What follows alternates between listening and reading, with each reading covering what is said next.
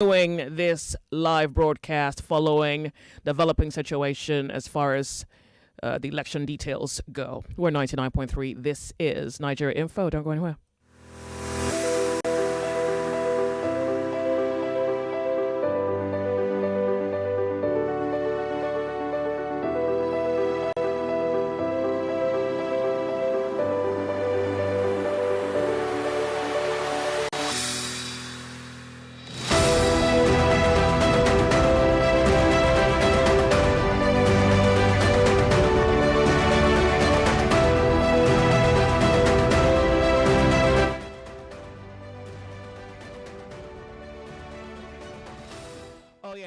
The studio. I'm expecting a guest to join me shortly, and I think it's really worth noting that this is the first time since 2011 that the elections have not been postponed. It does quite appear that the Beaver's system appears to be working largely. I mean, if we separate the fact that some INEC officials arrived late, and the fact that I remember I saw a video of a said Beavers not working because it was a wrong one in the wrong location, and that happens to be, I think the location is Rivers. Well, it does quite appear to a large extent people are recording successes using the Beavers method, and I guess we have finally come to embrace technology. Chances are we cannot speak too quickly now. It's a moving development.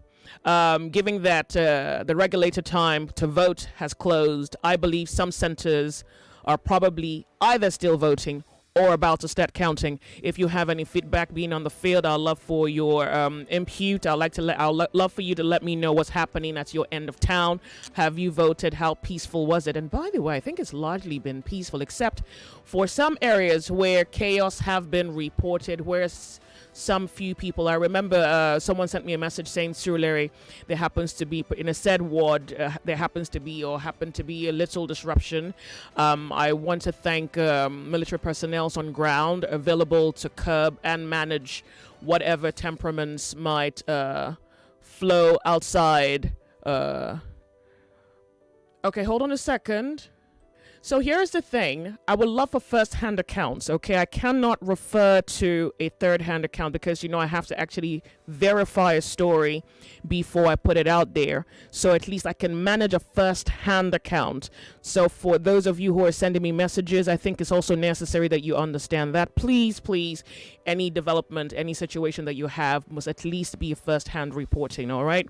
I would love an eyewitness account. That's what I mean. Well, thank you very much. And yes, I was saying thanks very much to the military personnel who are on ground, ensuring that peace is managed, there is stability, and that this election is not just free but also fair. 0700 993 993 993 and 01465 7190. If you're on WhatsApp, yes, you can, of course, send me messages. I will also be connecting with a few of our reporters far afield who would be reporting whatever situation is on ground, whatever updates are available. And in 2023, INEC has it that 87 million people, 87? Yes. Or over 80, almost 90 million people will determine our next president. I'm really curious and eager to hear how you feel about today. Welcome to the show. Good afternoon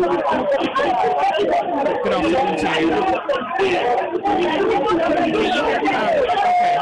It is really noisy. Please call me back. Find a quieter space and call back. Hello. The volume of your radio set. Turn off the volume of your radio, please. Hello? Hello, lady. Good afternoon to you. I'm not a lady. My name is Joseph. Oh, you're a guy. Welcome, Joseph.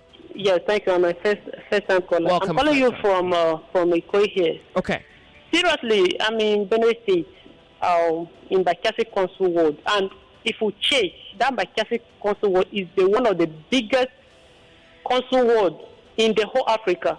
And presently, I have been calling people for my polling unit now. They say since in the morning, they bring some electronics here. They has not been working. They don't took it back. Nobody knows where they took it back. Pardon me. Sorry to interrupt you. Are you referring to Ikoyi or Benue? I'm calling for reporting something that is happening for my polling unit. Fantastic. I wanted to understand that. Please go ahead. Huh? Please go ahead. I wanted to understand that. Okay.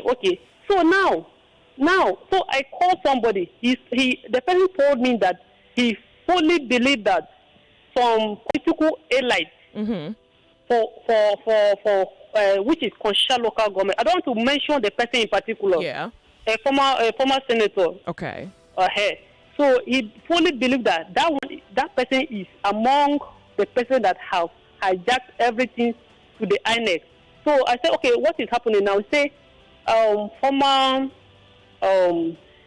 PDP candidate.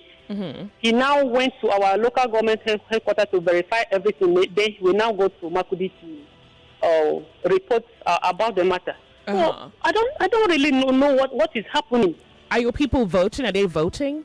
They have nobody have voted for my polling unit. In fact, it's not only for my polling unit, for the whole council ward. Okay, I would like to secondhand report what the professor said, the chairman, Independent National Electoral Commission. By his words, he's saying any of the wards, for whatever reason that the elections do not hold, as far as it is a problem with INEC or a problem that emerged from INEC, that it would be rescheduled, that they would do something about that. It's all right. It's all right. Thank you very much. Yes. 99.3 Nigeria Info, the sunny side. Hello. Joyce, good afternoon. Yeah, it's good to have you. Yes, this is Lucky Lola. I'm calling from Magbo. Yeah, thank you. You had a good day, right? Yes, but the INEC officials, they came late. They came at 10 after 12 to this our polling unit at community school at Magbo. It's a very popular place. Okay. And this is not their first time of coming late. In the previous election, they usually come late. But the cool thing is that I've, casted my vote, and I'm going back there again because maybe I was attended to. I came home to relax and do one or two things. But I'm going there now to see how everything is going. Okay. Maybe I'll call back and give information. I'll appreciate that. Thank you plenty. Thank you very much. Thank you. I was listening to El Rafai just after he got done casting his vote, and he did say, that's a former governor, that the turnout was poor. And I'm wondering, well, I want to believe, depending on what location, I think quite a number of Nigerians turned out to vote, but maybe in some other areas, not quite a number of people turned out to vote. I want to find out whether you think, well, maybe not even think at this point, because you must have experienced it today, that not a lot of people came through your end of the ward to vote, and whether you know why that might be. Welcome to the show. How are you? Yeah, Josh, good afternoon. Afternoon to you. It's good to have you. What's your name? Yeah, Francis from VI. Welcome, Francis. Good day? Yeah, good day. Nice job. Well done, man. So, did you vote? Have you voted? Was it good? Yeah, Josh, I voted. But, hello, Josh, are you with me? I'm with you. Go ahead. Yes, I voted.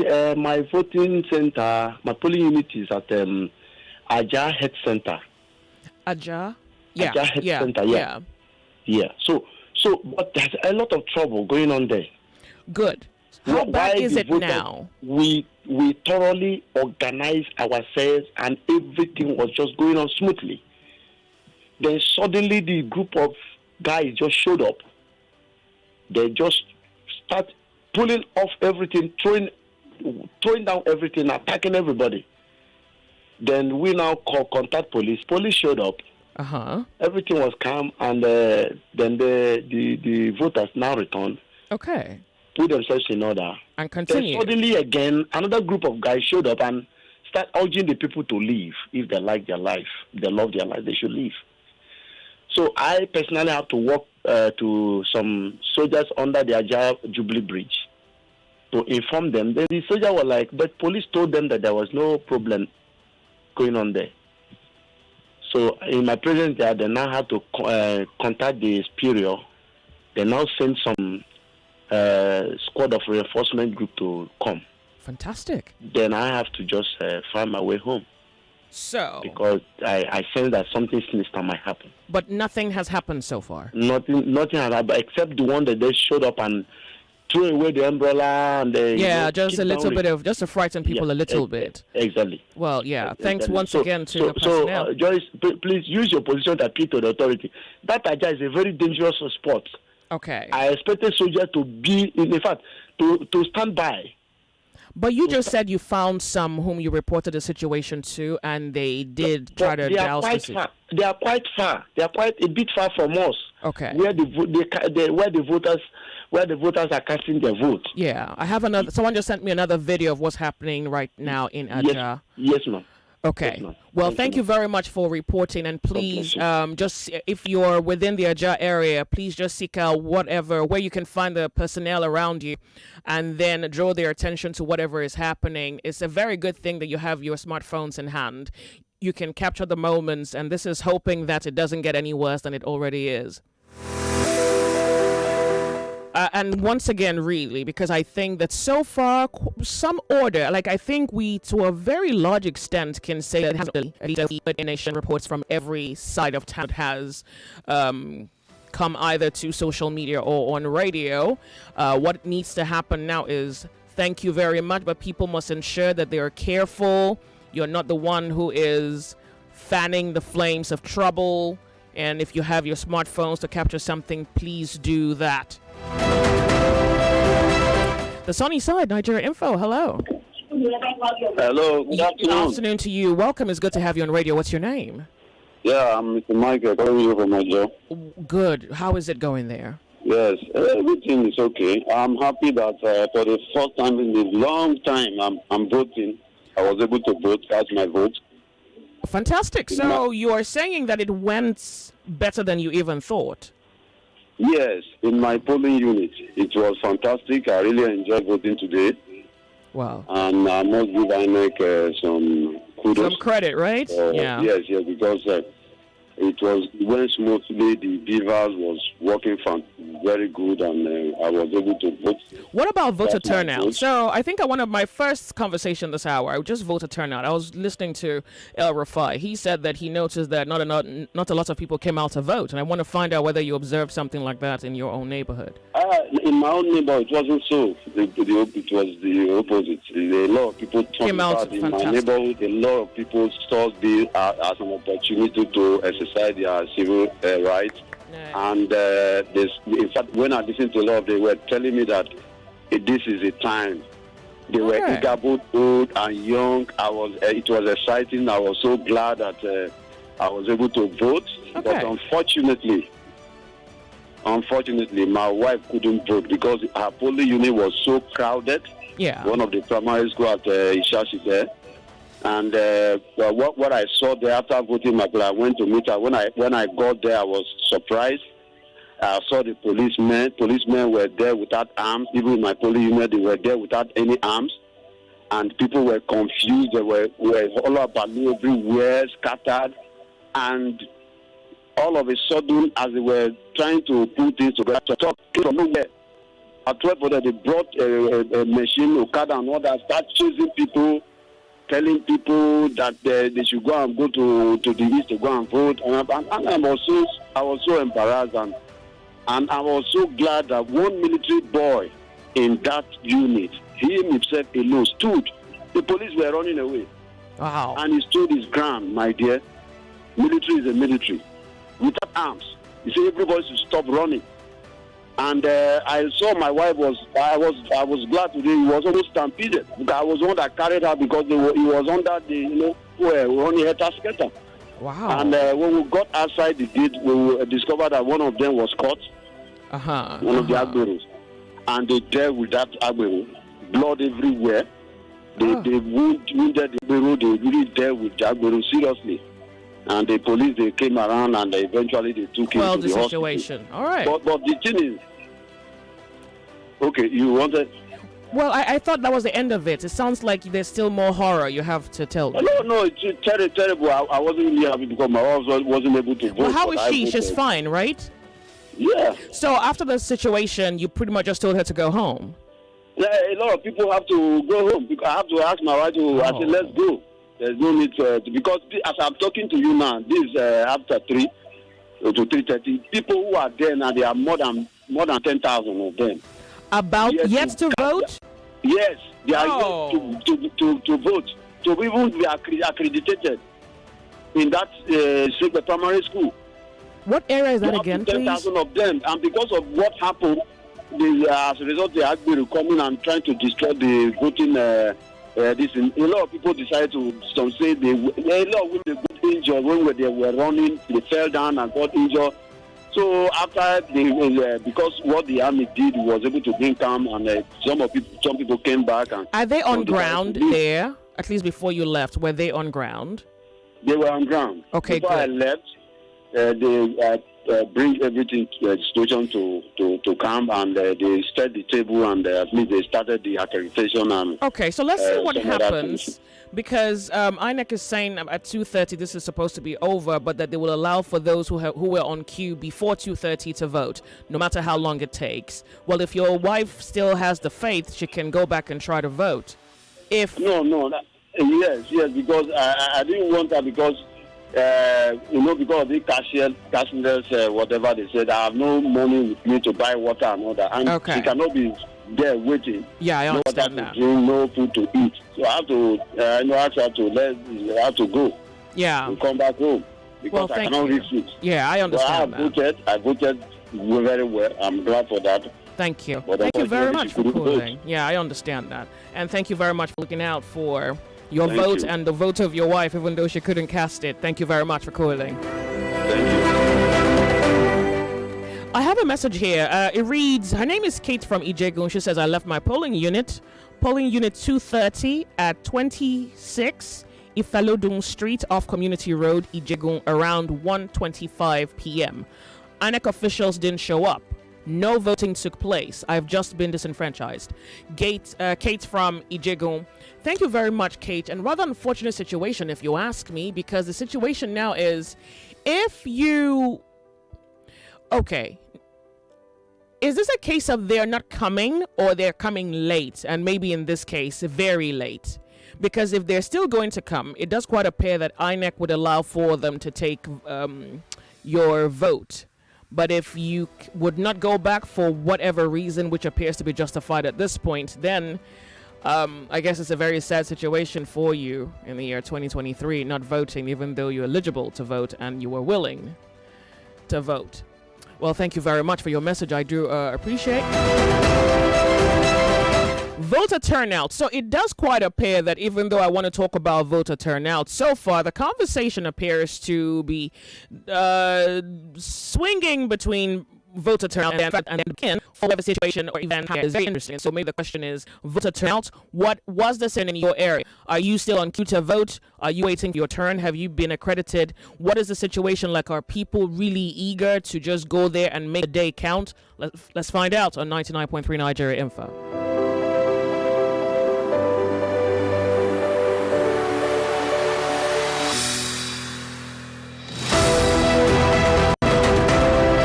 Okay, I'm off on a break and I'll be right back. Don't go anywhere. 99.3 Nigeria Info. It is hourly feedback on election coverage on Nigeria Info. We'll be right back. You are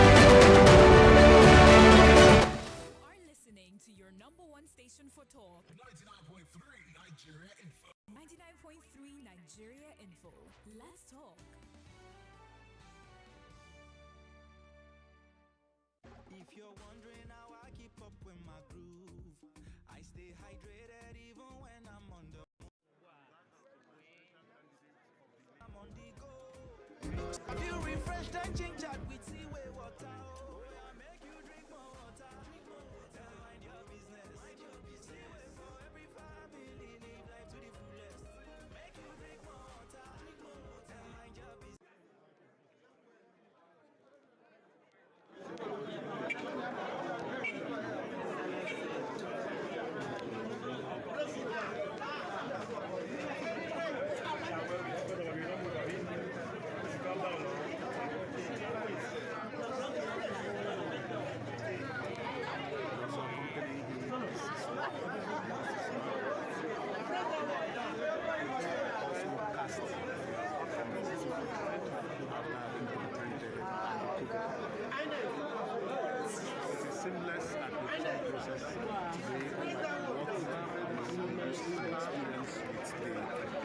machines, and you can see the process is going very smoothly.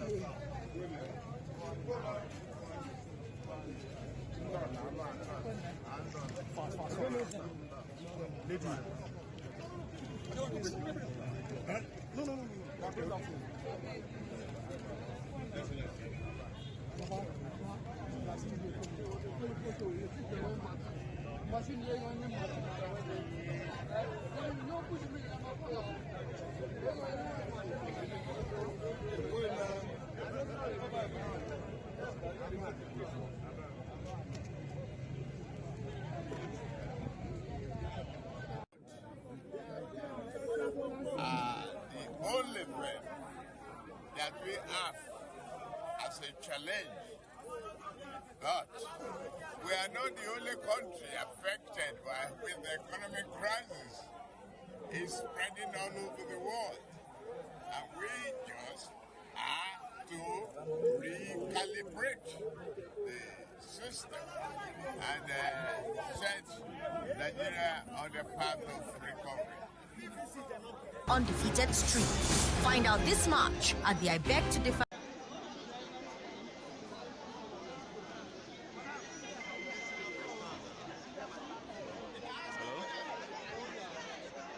Hello?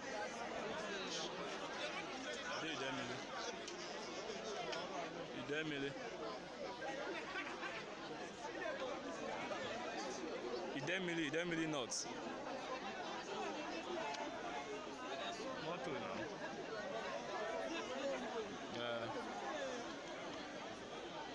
Here are some benefits of the portal. 1. Enable Nigerians to view polling unit results in real time as voting ends on election day. 2. It enables reduced misinformation from some fake news portals on the internet. 3. It will also strengthen the election management process and enhance transparency of the system. Viewing election results is now as easy as ABC by following these steps. 1. Visit inecelectionresults.ng.com. 2. Click on Create New Account using your Gmail address. 3. Fill in your details on the form provided and click Sign In. 4. Provide your state of origin and click on Continue. 5. Activate your account with the email sent to you via the email address provided on the form. 6. Check your email and correctly copy out the activation code, which will then be entered into the text box provided on the portal. 7. Click Activate. 8. You will then be logged into the portal and you can now select the election results you wish to view. You can also use the filter button to make the search easier, and voila! You can now monitor election results in real time. With iRev, every Nigerian can be part of the entire election process. Your vote counts. Use it wisely. INEC, making your votes count.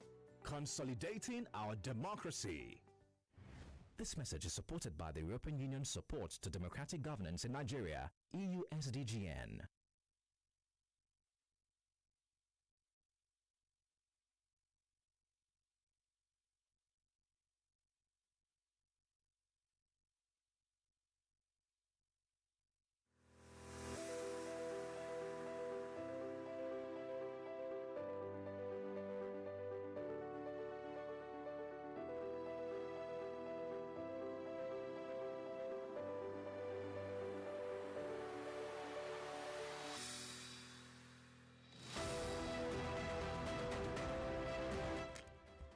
I'm back, right back. 99.3 Nigeria Info, the sunny side. And apparently there's plenty gist. So a few days ago, I heard that a hunter found uncollected PVCs somewhere in the southeast. I thought it was rather dramatic until this morning I heard PVCs were also dumped somewhere in Lagos. And it's very disheartening, really, to observe or hear that kind of story. And then, while election proper gets underway, people are saying that they're either being deliberately disenfranchised, or some even saying we're being intimidated. Others saying we're waiting for INEC. Like the lady who sent me a message just before the break saying that she waited until 1:30, no INEC staff on ground, meaning no voting happened. And in her view, INEC has undone her in the year 2023, denying her her right to vote. Well, of course, I cannot necessarily say what exactly happened there, but I guess even INEC in itself has those little logistical high hurdles that they have to surmount. And maybe this is one of them cases where, INEC, failed you unwittingly, even if I have to add that. A little over 87 million Nigerians are left with the responsibility to determine the president of the Federal Republic of Nigeria the next 4 years, maybe even 8 years. And so if there's anything you have left to do today, is a fighting chance. I mean, you have the fighting chance, and then you must ensure, even though I'm telling you this at 3:35 on the clock, my guess is if you're on that queue, I hope this motivates you to stand through, wait, cast that vote. You already know the story, and we're hoping for a better, brighter Nigeria. And maybe what that means is that you vote to bring about that. 0700 993 993 993 and 01465 Hold on, I think that was too fast.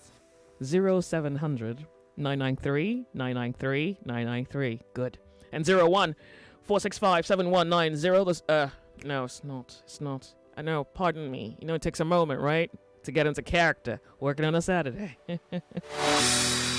We are reporting election events as we have access to them all across the state. But first, I'm just curious to find out what voter turnout was like in your own area. Are you satisfied? Welcome to the show. Make it back. 99.3 Nigeria Info. Hello, good afternoon to you. How are you? Hello. Yes. Hello. Good afternoon. This is Charles from Tulare. Welcome, Charlie. It's good to have you here. Yeah, I'm calling from Akinkunmi. I'm reporting the situation that I witnessed in my polling unit. Fantastic. How good was it? So at first it was organized and it was going successfully. Yeah. But at a point in time, we had intimidation from people that came to disrupt the environment. They were pursuing some other agents with a pen knife. They attempted that twice, but they didn't succeed. So after a short while, we had police intervention. They came, but they didn't stay for more than 5 minutes. After then, they left the polling unit. So after a little time, they came back again and succeeded in pursuing everybody. And they emptied a particular ballot box inside the gutter. So that's how everything ended. Oh. Did you vote? Did you vote? I was not able to vote. I was already on the line. I was the third person to be given the ballot paper to cast my vote, but I couldn't vote. So what's the story you're telling me now? Your ward didn't vote. That's what you're saying? Yes. The voting was going on successfully, but at the end of the day, they scattered the environment and they emptied all the voters. Rather tragic. The ballot paper into the gutter. So what about the INEC officials? Are they safe? Are they fine? They just decided to up and leave, given that they thought the environment wasn't safe? Everybody ran for their life. So me, I couldn't even wait for any feedback. Yes, so after a while, I went back there to check if something else continued. But when I went there back, it was there. Nobody was there. There were broken bottles everywhere. Okay. Wow. Well, thank you for that feedback. So have they left when you went back? INEC staff not there, meaning you did not vote? Yes, I would say that police unit should be cancelled. If not, there was no voting. What area is that again, please? Tulare, Akinkunmi by close to Lamanson. Oh boy. Thank you very much for calling. I do appreciate it. Thank you. 99.3 Nigeria Info. Welcome. My name is Joyce. You know for sure it's a pleasure meeting you. What's your name? Can you hear me? Hello. Welcome to the show. How are you? Make it back. Hello, the sunny side. Good afternoon to you. Welcome to the show. Hello, Joyce. Hello. This is Adesha from Ikorodu. It's good to have you here. Thank you for calling. And Ikorodu is peaceful. But do you know I noticed something in my own polling unit? What? It was a particular, there's a particular candidate for my polling unit at Ayonguran here. So what I did was that when you get there, they were sharing food. That's what I saw the first time I went there. What were they sharing? What kind of food? Food, rice with meat. This ain't right. They were sharing. When would they share health insurance? And so they were not saying, Etefubabao. That means press it for our daddy. I was just looking at them. I have my own candidate. Rice and what was it? Today. Rice and what? What rice and what were they sharing? With meat now. Jollof rice with meat. That small capsule like meat. that fingernail size meat. But generally, in fact, everybody. So did you eat the rice? Because that's really why I was going with all of this. No. I didn't collect any rice. Okay. Then again, what embarrassed me most is this: our youth, most of them were playing ball on the road. I'm like, I'm close to my 50th birthday now, and I could go out. I saw elderly people and youth were there playing ball on the road. I was so disappointed. Now they go on Twitter and start shouting, "Hey, this." Don't mind them. Well, okay now. They'll vote next year. For the next elections. Yeah, I voted, Chad. I voted by conscience. Thank you very much for not eating that rice. I do appreciate it.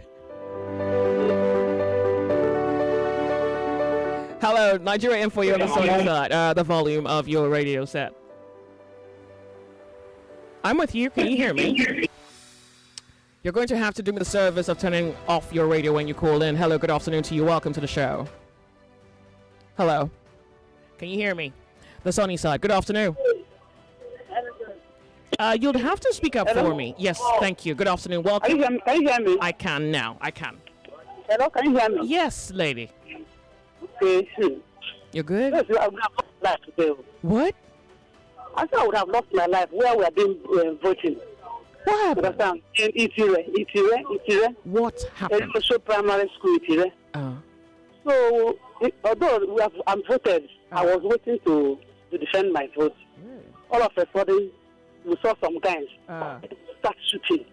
Start shooting. So everybody was running helter-skelter. I lay ambush, but I couldn't stand up because I don't know whether the stray bullet will hit me. Just lie flat on the ground. Fantastic. Is it today at this primary school? So what was the eventual outcome? Did police officers come to deal with the situation? What happened? How did that end? Those people, they carry our keke. They carry keke. They are like they cover their faces. So they scatter the ballot box. They scatter it and carry it to run. So when they want to slot in the ballot box inside their keke, so they were struggling to put it. And police were coming. And those policemen said, we're looking at them. Instead of them to begin to attack them, they were looking at that. Was the people of what is happening? Is it that they know about what is happening? Even the men that were there, all of them run and enter inside. So I'm the only person that was there, life flat. Because I don't know if I stand up that run, but that stray bullet will hit me. Wait, did you have to, were you able to register? Did other people register to vote? Well, did they vote eventually? That's even the question. I don't know how started, as in... Yeah, but after that particular chaos, that moment of chaos, did the normalcy return? Did people continue the normalcy return, but the help of the military men, because the military men, they are there now. Yeah. They are counting the vote now, so they are there. They don't want to go. Well, they shouldn't go. They shouldn't go. They shouldn't go. We need them there. So they are there, and they are counting the vote now. You're alive, and I'm happy about that. Thank you very much for calling. Yeah, welcome, and thank you very much, Inaya, for calling. Okay.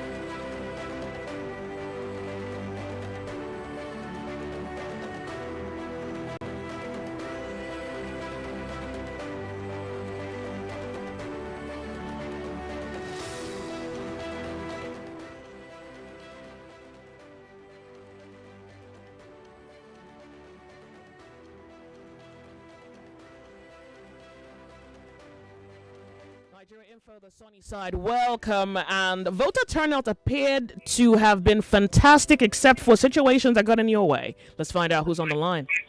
The volume of your radio set. Thank you very much for calling me. Yeah, hello, good afternoon. Hello, good afternoon. Welcome. It's Nigeria Info. How are you? Yeah, my name is Ugochukwu. I'm calling from Ikorodu. Welcome, Ugochukwu. Thank you for calling. How did it go?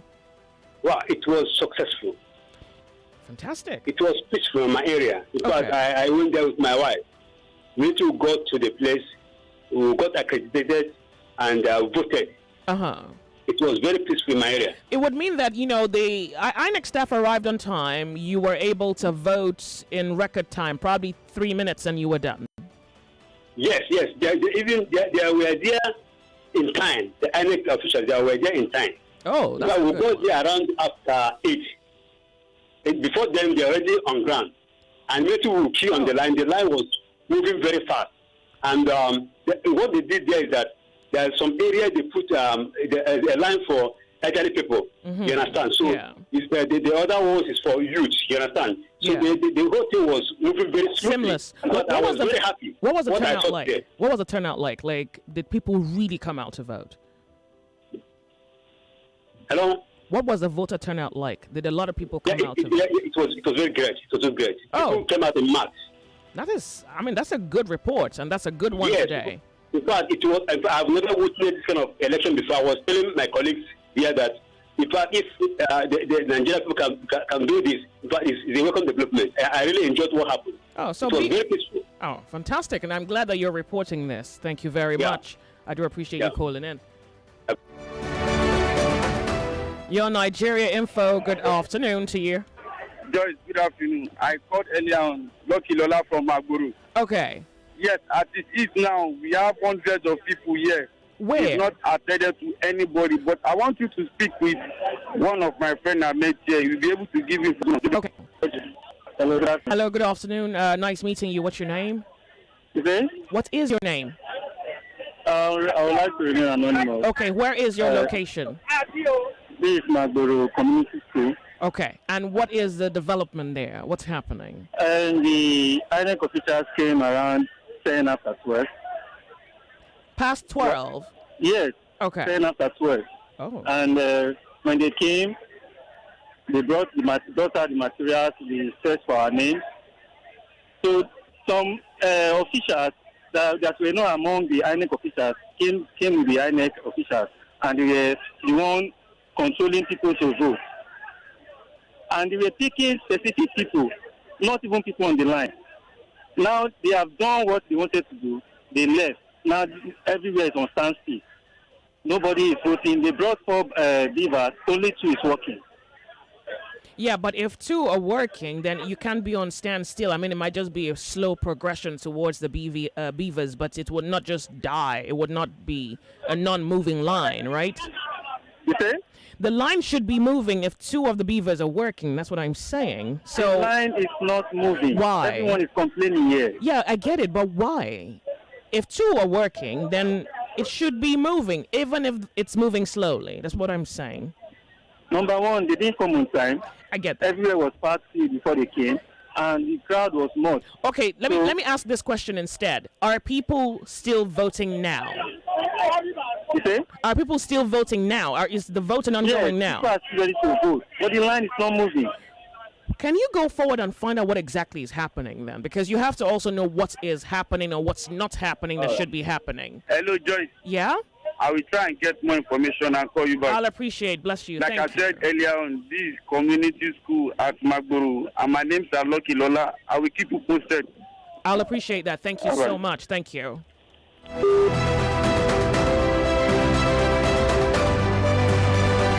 Hello, welcome, Nigeria Info. Remember the volume of your radio set. Thank you very much. Hello, good afternoon. Afternoon to you. The only thing where it bring peace for Nigeria is. Hello, welcome to the show. Good afternoon. Make it back. Hello, the sunny side. Good afternoon to you. Hello, good afternoon. Afternoon. It's good to have you here. Yeah, voting just finished in my own area at Coconut Buster by Jigule. The local government. It was peaceful, properly organized, yes, kind security. Of it was peaceful, yeah. It was peaceful. So Labour Party won this area. Well, you don't know that yet. You can't quite say We that counted just now. yet. We were here. We did the count. We've done everything. We won. Oh, they've counted already? Yes, now we've counted. Yeah, but you can't declare yourself a winner. You've only won. But we won our own polling unit. Okay. That's what I'm saying. And wait now, but you know you haven't won the war, so you wait. I know. Okay, but we good. won our own polling unit. That's my own joy. Well, thank you very much for calling. I do appreciate it. Thank you. Bye-bye. Hello, Nigeria Info. You're on the sunny side. The volume of your radio set.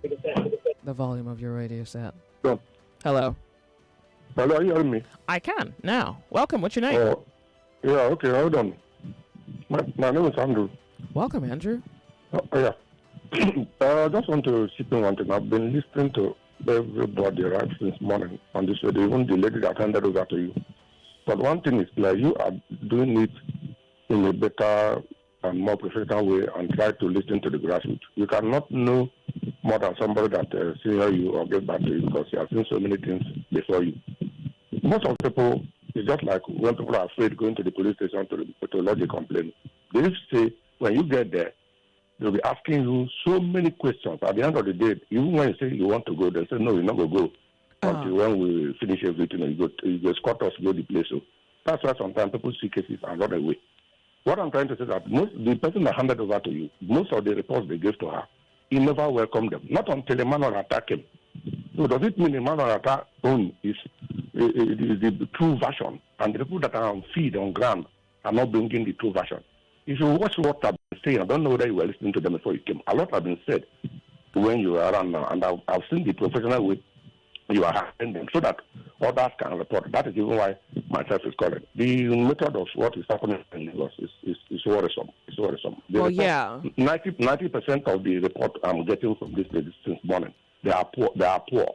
It's happening about that Ikorodu that I'm hearing something that is different. If not, the whole of the other this side, mainland, very, very poor. But where I'm going to is that, please, people should allow us to tell you exactly what we saw. Ask us one or two, but not drilling us. Tell you, at the end of the day, the person was just cut off. One of them said, I am calling you with my credit. You're not giving me this kind of thing. Look, I sincerely happened. apologize. I sincerely apologize. So the reporting process, you say you give us number, we should report. But when we report, you hardly can listen to us. If somebody says what is not good, tell him to correct himself. Not until he refuses to correct himself. Then you can cut him off. But not that once you hear somebody say, even I said the way they're treating people, Igbos in this Lagos is not good, you cut the person off. Is it true or it's not true? But the answer is it is true. Because I've heard so many, even before the election, I saw it, I told everybody. A lot of reports like that have been swirling around. Nobody's saying we're not Nigerian, but the way they are treating the non-native, sorry, without apology, it's too bad. Everybody's seen it. Look at one of them, they reported lock up the gate, not the army came with ambulance at a cutout, was 43, something like that, came with ambulance and all the rest before they could open up the place, disrupting the election here and there, especially here. Why did party logo not even visible? In fact, we've even heard. Listen to you. Oh well, I sincerely apologize. I'm telling you the truth. It's so worrisome. The way the lady was cutting them off this afternoon before she left and back to you. I apologize. Own, like I said when I'm starting, I'm not praising, but I am telling you what happened. You are handling it in a more professional way. Because you said when we see it, we should own it. Then when you ask what word, the person was able to mention the word for you. Look at this last man that said, woman that said he died in Sulere. Can you say such a person is lying? Yeah. You understand? Yeah, you cannot be wrong. Well, don't be offended. I think you're still offended. Please don't be offended. And I'm a fan of Wazobia, so I know what I'm talking about. Thank you. Thank you. You're different between 7. Thank you very much. You're only 7190. Well, I'm not. Please, it's okay because we have to let other people speak. Thank you very much for calling. Please continue your own way. Thank you. I do appreciate. Yeah.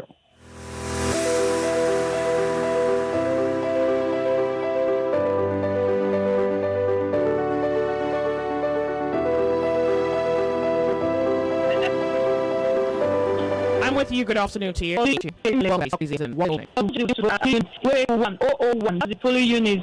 When we got there, all the ballot paper and the materials were all packed. They said there's no materials available for we to vote. We asked them why. They said they went to another location to cast vote before they now realized it was a wrong location. So they now have to come to the right location, which is Iwereku 001. So there was no materials available for us to vote. We are just stranded Nothing, no voting has been done in Iwereku 1, Ibejuleki, Lagos State. Nothing has been done. All right. Well, thank you very much for reporting that. I do appreciate. Thank you.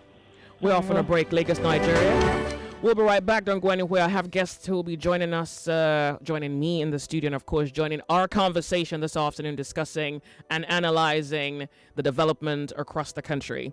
99.3 Nigeria Info, the sunny side. My name's Joyce. Every Nigerian wants to see transparency in the collation of election results. To achieve this, INEC has introduced a dedicated public election results viewing portal known as the INEC Results Viewing Portal, IREV. Here are some benefits of the portal. 1. Enable Nigerians to view polling unit results in real time as voting ends on election day. 2. It enables reduced misinformation from some fake news portals on the internet. 3. It will also strengthen the election management process and enhance transparency of the system. Viewing election results is now as easy as ABC by following these steps. 1. Visit INECelectionresults.ng.com. 2. Click on Create New Account using your Gmail address. 3. Fill in your details on the form provided and click Sign In. 4. Provide your state of origin and click on Continue. 5. Activate your account with the email sent to you via the email address provided on the form. 6. Check your email and correctly copy out the activation code, which will then be entered into the text box provided on the portal. 7. Click Activate. 8. You will then be logged into the portal and you can now select the election results you wish to view. You can also use the filter button to make the search easier, and voila! You can now monitor election results in real time. With IREV, every Nigerian can be part of the entire election process. Your vote counts. Use it wisely. INEC, making your votes count.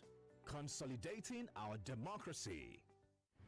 This message is supported by the European Union's support to democratic governance in Nigeria, EU SDGN.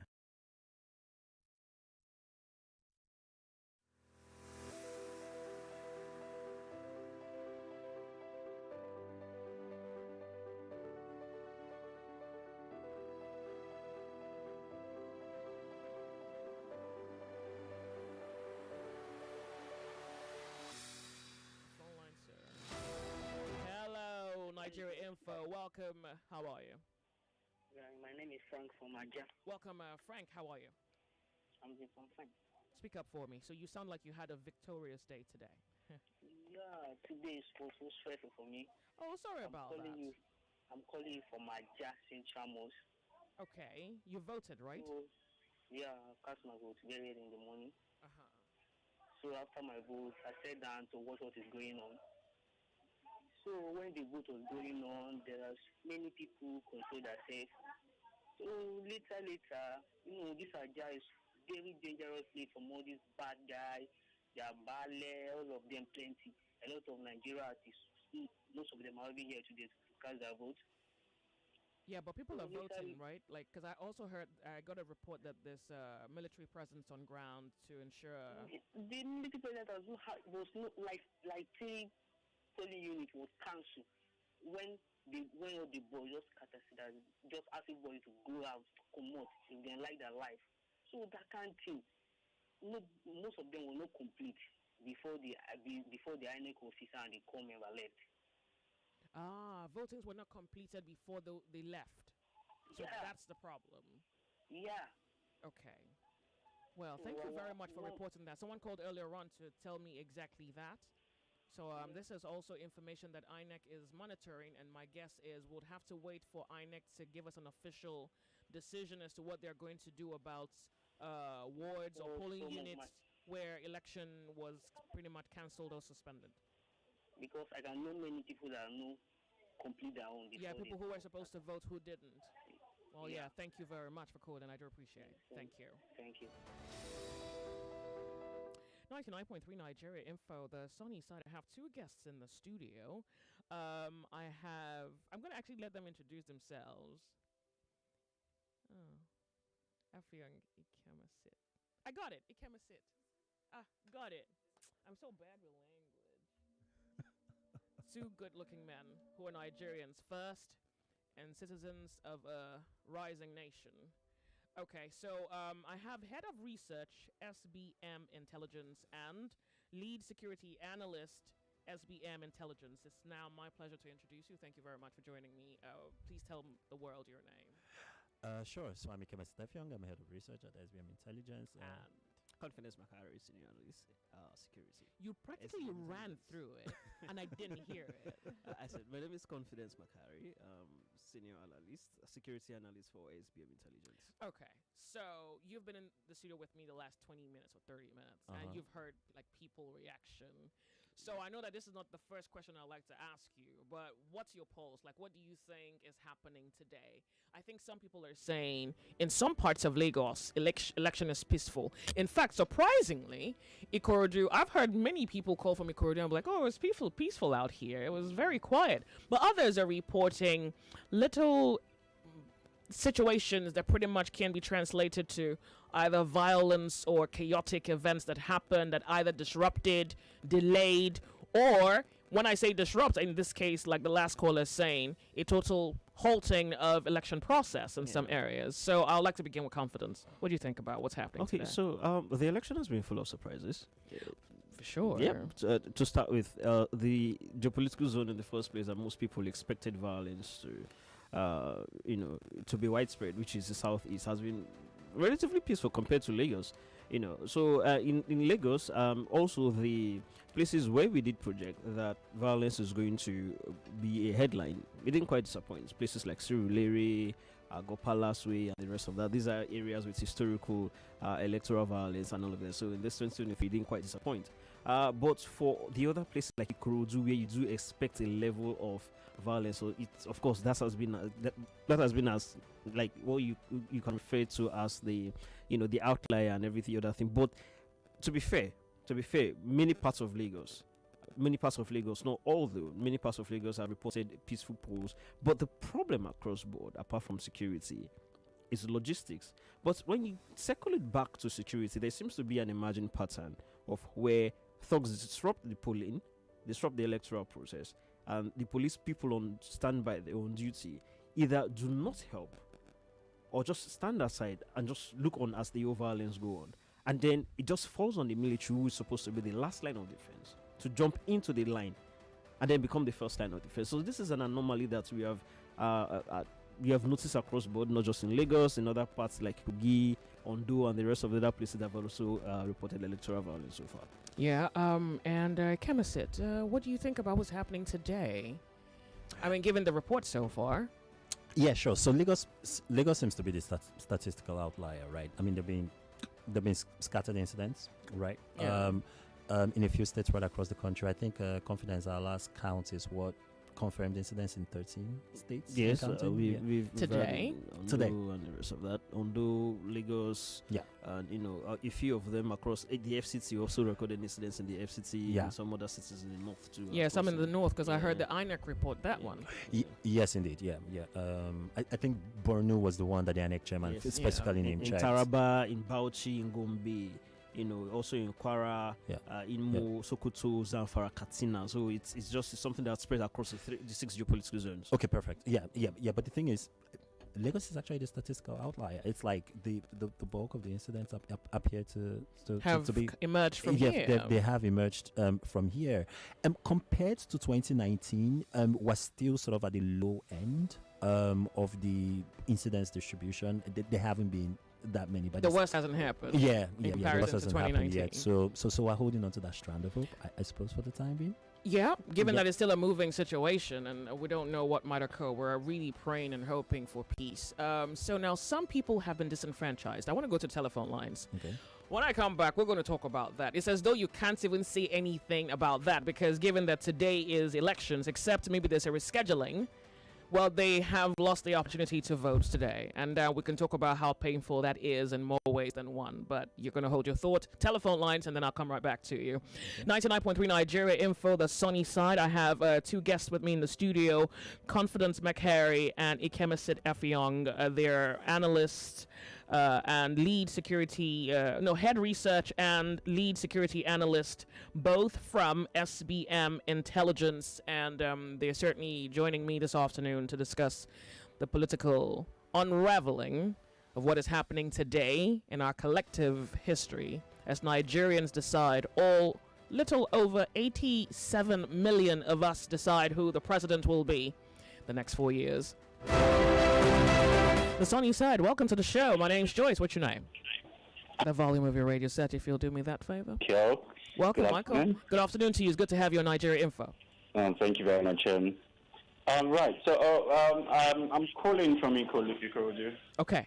All right. So I woke up early today around 6:30. I got to my my polling unit, I think around 7 thereabout. Okay. So here's what actually kind of annoyed me when I got there. First of all, wait, have you voted? Let's begin. Yeah, I have. Okay, fantastic. Tell me why you're offended. So, but I'm offended because a whole lot of people didn't have the patience that it took for me to wait to vote, because they had to, just because of anger, because they were stressed, basically, so they had to just leave. Did INEC officials arrive on time? Right. Our one unit, okay, so let me just tell you exactly where my polling unit was. Junction of Williams, that polling unit 34, polling unit 35, polling unit 10, polling unit 19. So basically in one junction. Prior to today, I've actually gone there. I left work to go on Tuesday to actually go to check where where I'll be voting. But when I got there, it was just one polling unit I saw. Okay. And then the names on the register, even though when I checked the website, it says that's where I'll be voting. But then the names, my name wasn't actually in amongst the list, right? Okay. And then, but since I've checked the website and it says okay, that's where I'm voting, so I wasn't worried. So I thought, okay, I'm going to go there today, and then I would check and then confirm and vote. So when I arrived, I was number 3. Do you understand? Like the number 3 person. So I was even telling a lot of people to say, okay, now come, let me help you and check on the website, because they had the same issue. So they checked the register, and then the name is not there before the INEC and staff arrived. The name is not there, so I will check from my phone for them and then confirm. Okay. Okay, but pardon me, just for the sake of time, you were about to tell me that people were a little impatient, or somewhat impatient with the waiting period. So can you just really go to that? Because that's exactly why I'm waiting. All right, so the waiting period here, basically, one of the INEC agents arrived, the one for polling unit 34, right, arrived on time. And the one for polling unit 35 as well arrived on time. But however, the ones that I actually voted with, which is the polling unit 10, arrived around 10:30 or 11 thereabouts. Mind you, I told you I'd arrived at that location since about 7. Do you understand? So a whole lot of people that came arrived between that 7 o'clock and 10:30, and didn't see their names on the register. I just thought maybe they're not here anymore, so they left. A whole lot of them. Oh, I see. But it might also be possible that they left and then came back. There's also that possibility. Well, I left the place after I voted. I think. Yeah, so you wouldn't know if they actually went back. But I'm just saying a whole lot of them actually left before that time. Yeah. Well, thank you very much, and I'm glad you were patient enough to vote, and hopefully the others have done the same. All right. Thank you. Thank you. I have a message here. It says, it reads, polling booth 035 at Owolabi Branco Street. Hoodlums came to set presidential ballot paper of already casted votes on fire. Channels Television pressmen are here to assess the situation. Thank you very much, John from Oshodi. We're hoping the authorities can help us quickly look into whatever situation could be happening out there in Oshodi Branco area. Telephone lines 99.3 Nigeria Info, and I would say that there has been good and honestly bad feedback coming into our studios. Some people having an almost seamless experience casting their votes, and others cannot believe how close they came to dying. But this is what Nigerians must at least ensure changes, and that's why you vote today. So have some faith and be of good cheer. The Sunny Nigeria Info, good afternoon to you. Good afternoon. It's good to have you here. Thank you for calling. Yes, What's your name? anyway, I voted mine, but I want to lay a complaint on particular, mostly on my unit votes. Oh, what happened? Particular place, I will give you all the details in it. Ablegesha in brackets. Then the polling units is 027, is 026, and is 028. First, even I voted in 027, but you know some guys came there. I can mention names because I stayed there. No, wait. We're not interrogating yet, or we're not investigating just yet. Just give me the situation. And the issue was like, if you are not voting for APC, then you should leave. Or if you have shop, we'll destroy your shop at night. You were threatening people. That one is wrong. Secondly, the INEC official, which is the policeman, is a sergeant. Unfortunately, he didn't put his name. I confronted him that why you allowing people to tell people where to vote. That particular one is meant for one person, and those thugs will go there with them, and they will like, oh yeah, put it here. Okay, do me a favor. Did you tell what did he say? He never said anything. Just walked away. Even the INEC lady, the copper NYC lady, that one was talking with one of the thugs. She left her polling unit. Maybe she was trying to. You can't say she gave she up was her. Not.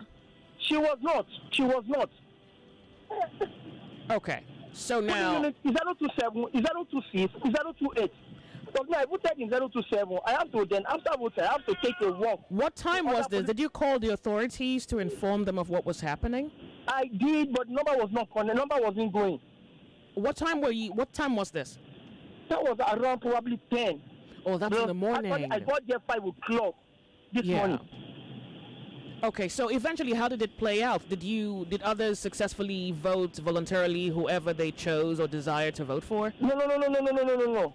Unlike me, I told them, you can't do me anything. So I voted my own conscience. But others, they only voted for who they asked them to vote. It was when they voted finish, they were not complaining that it was now like, why would you even allow you at the first place? So they were like, they are scared of their life. I can understand. They were being threatened. Wow. That will destroy your shop. Who useless you, who do that. Terrible. It's wrong. It is. And this is why we're hoping that we get a country. My biggest surprise is some of our youth. Even I confronted some of my friends that, come, we school together. Why are you still doing this with these people? They were like, they don't have choice. Because they work in probably some of the council, local government council, what they call. They will start them from what they will do. They will do that. They will be threatened. Oh, okay. Wow. Well, I understand your anger, and I'm glad that you were able to vote your conscience. The rest would leave to INEC and the government of Nigeria. Yes. Thank you. Thank you very much for calling. I do appreciate it. So now I would love to get back to my guest in the studio. I think the last caller pretty much is in tangent with what I wanted to talk about just before I said I'll go to the telephone lines, which is people not being able to vote. And then here, in another lateral sense, people being told who to vote for. It's a very recurring theme. Well, yeah. And then there's something about that says this is not quite democratic. So, I mean, the system is democratic, and then you have people who want to usurp power, who try to intimidate people who want to do something to either discredit the system and then do something against the system. Or game the system, you know. So it's like, I think, first of all, let's talk about people who have been disenfranchised. People like the lady who sent me a message saying, INEC didn't show up. INEC officials didn't show up. Like, nobody in my ward voted today. So how does INEC begin to deal with this? Let me begin with you. Yeah. So what you've seen in past election cycles is that INEC has demonstrated the flexibility to ensure this time or the previous times. Well, the previous times, and even in this cycle, I mean, with the unfortunate situation, right, in Enugu East, or is it Enugu West senatorial district, right, with the unfortunate killing of the Labour Party senatorial candidate, INEC elected to postpone that election just because the Labour Party needed time, right? Exactly. And I even think the entire neighborhood needs time to kind of settle down a little bit. To kind of settle down and all of that. In the last cycle, for many polling units where voting couldn't be concluded on Saturday. INEC gave latitude for voting to commence on Sunday, and I think in a few polling units even on the Monday afterwards, which was what accounted for that long lag, right? Yeah. If you recall, in 2019, between voting and the elections, I would imagine that level of flexibility, right, will be brought to bear here. Okay. This is very much shaping out to be the election that's being defined by a lot of logistical challenges and a lot of challenges that dovetail around Logistics has voter been an inclusion. old problem at this point. I think it's like it's a never dying demon that Nigerian system has had to either deal with or manage or coexist with. Like this whole logistics issue, you would think by now logistics would not be such a serious issue. But I remember I saw some buses that were used to distribute sensitive materials, and I thought, how would you put? Are we even in any sort of relative relationship with a bus like that to convey, sensitive materials? But you were saying that INEC appears to be flexible. There's many things that has changed now in comparison to the last time. So what do you think is different? Let me ask you, what do you think is different? In fact, when I say different, I mean better in comparison to the last time we had elections. Well, the positives to draw so far is the deployment of technology in the conduct of the elections. Beavers, right? Beavers, IREV, to make it a lot more credible. Yeah. According to analysts and of course INEC themselves, they said it's much harder to rig when you deploy technology like that. But for this particular incident, for this particular election, I'm trying so hard to think of a face-saving mechanism for INEC. Like, I'm trying to think of how INEC hope to spin this. Because if you had asked me this 3 days before, and you asked me that, okay, how do you see logistical issues affecting this election? I would gladly defend INEC. And I'll say that, we have fuel scarcity, we have cash scarcity. INEC themselves have come out to say that, this cash scarcity that's going on is really going to hamper our work. And apart from that, they also cried and said that the money that they needed for the election as of last week, they hadn't gotten it. They only got the money at the middle of this week. So by Thursday night, INEC came out twice to assure us that everything is now ready. So by that time, it was confirmed that the money they were asking for, they had received it. Every other thing was already in place. So if you have an isolated incident of late arrival of materials of INEC staff in one state, you could attribute it to transport issues in that state. If you have it in 2 states, you could say transport issues in 2 states. If you have it in 3 states, you could say transport issues in 3 states. But if you have it across board, nationally, it becomes a problem. So when people say that there is a tactical voter suppression, sometimes they might not have all the proof, but they do have a point. And that's exactly where we are. Okay, now, so Ikemisi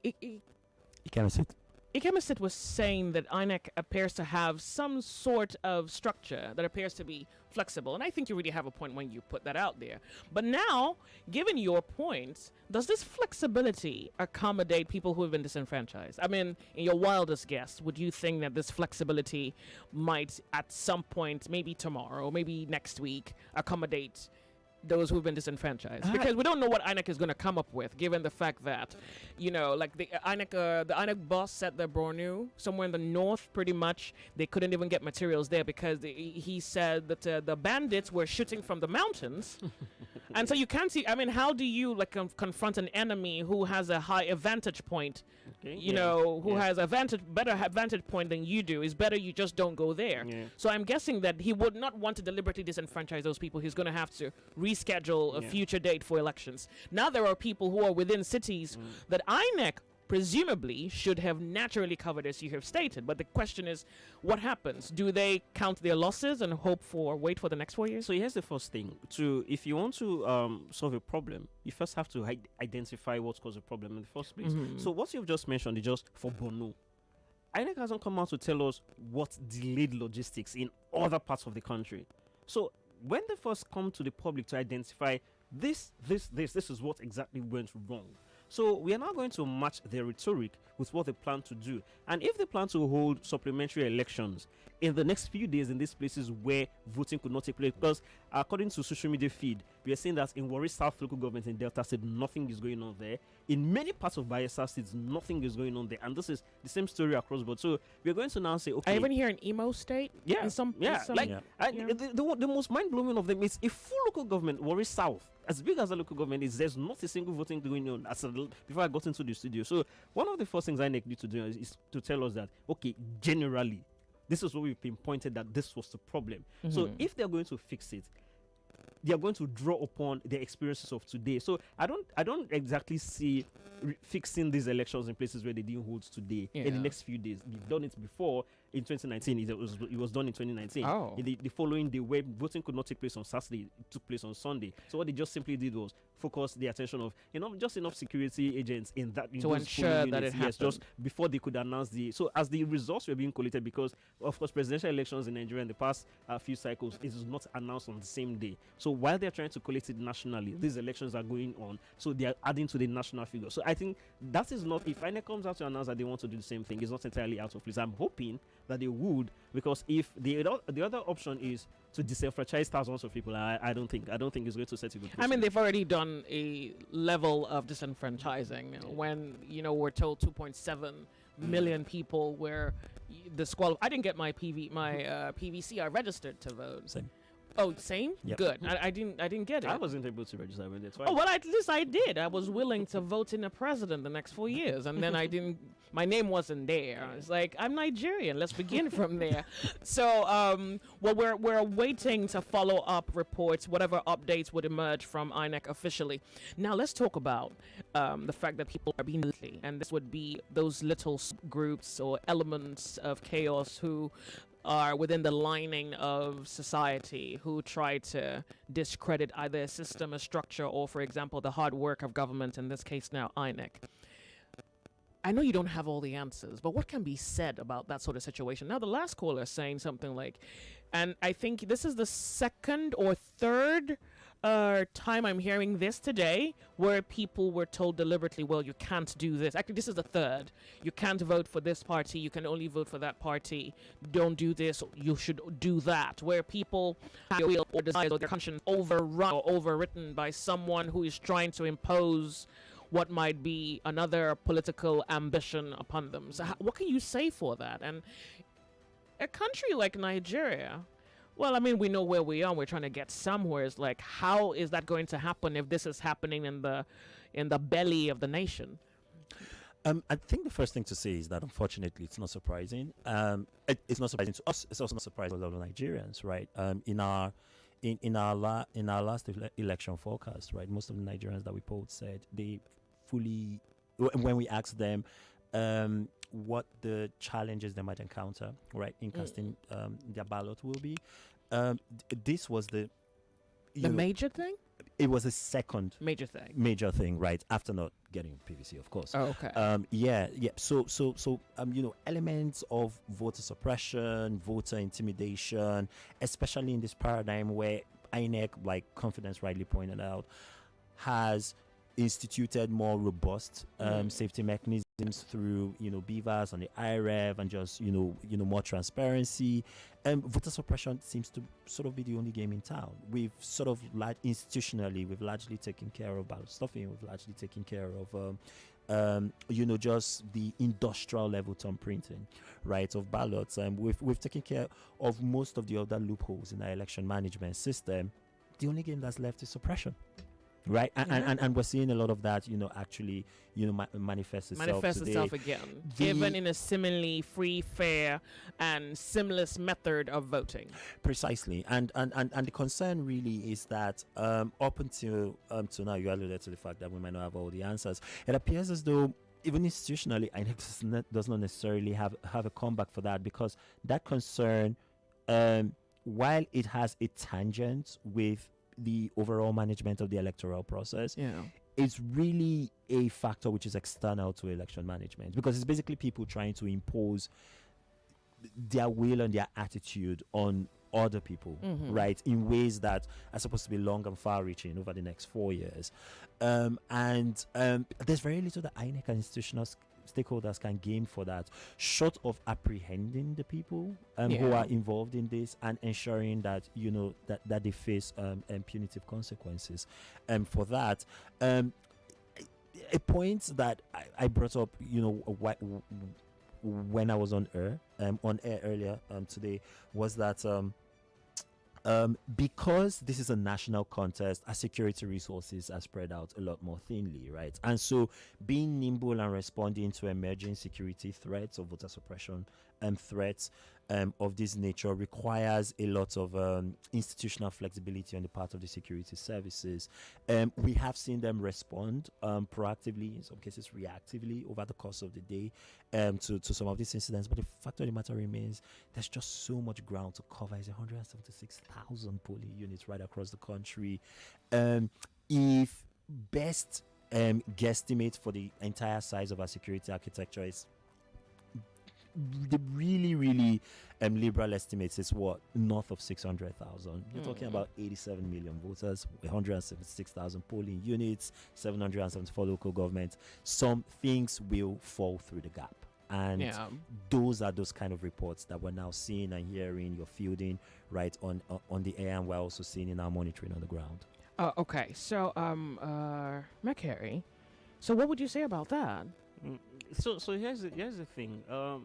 In terms of violence generally, you always know, as the chemist that said, voter suppression is going to be a thing. Well, we're hoping for it not to be a thing. It's always going to be a thing. You know why your hope is not really founded on what is obtainable on the ground. I do have a general feeling. I've always said this over time, that the military's involvement in Nigeria's internal issues is one of the first greatest signs of a failing state. It should never happen, because anytime the military gets involved in your internal affairs, security affairs, it gives signs of a problem. You know that there's a problem. And then when the military gets involved in the democratic process, you're not just in Nigerian territory anymore. You're now in the territory of Egypt, you're in the territory of Pakistan. These are two countries where the military actually are running the country. Okay. You understand? Right. So this is exactly where Nigeria is headed. Okay, you're going to hold your breath and just please allow me go off on a break. When we come back, you'll have an opportunity to conclude your thought. Lagos, Nigeria, we're off on a break. We'll be right back.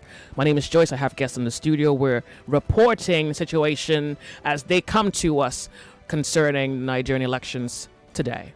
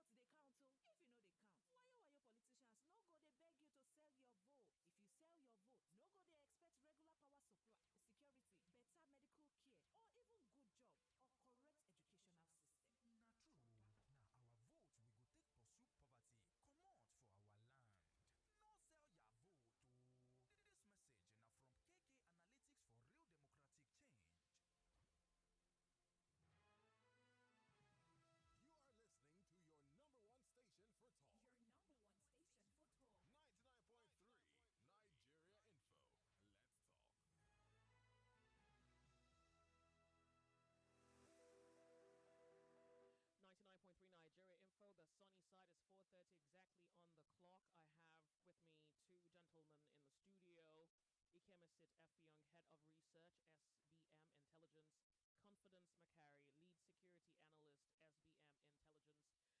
Ikemisit F.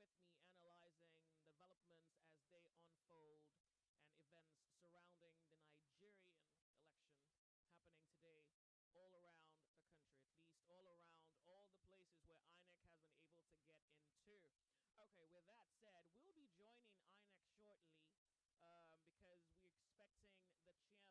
been able to get into. Okay, with that said, we'll be joining INEC shortly because we're expecting the chairman to give some sort of situation report to update the populace on what is happening, what their decisions are, what their findings have been, and what they probably might have to do about the things that have been left undone. So at some point during my conversation with you on air, you would probably experience that I'm probably automatically going to that live broadcast, so just be aware and know. I'll be, of course, once again reporting to you the INEC situation. I have my guest with me in the studio, so certainly we'll be discussing whatever emerges from that INEC broadcast with the chairman of the commission. And I'm getting all your messages, and I do intend to go through as many as is possible. And given the fact that I'm still waiting for the transmission to begin, I'm going to quickly go to WhatsApp. It's a lot of messages. Okay, so someone is saying Igbos are not allowed to vote at Lasso. Okay, we've heard that once too many today. 004 polling unit at Magbon is flooded with members of the said party. They refuse to allow Labour Party members to vote. Okay, they went to an extent of beating a Labour Party member and send voters home. Please, Magbon, where is that, please? Magbon, what area, what locality is that? Thank you very much for your message. I'm getting quite a number of videos, so please do me a favor. Because I cannot quite play your video while I'm live on air, can you summarize the video in a few sentences? I'll appreciate, because at least I'm not just altogether ignoring the video. I can, in summary, understand what the video is all about, one, and then of course share that with the public. I'll appreciate that if you can watch that video and then make an attempt to summarize the content of the video. I can't watch everything, and then of course I can't quite play it on air, so I'll appreciate your effort in trying to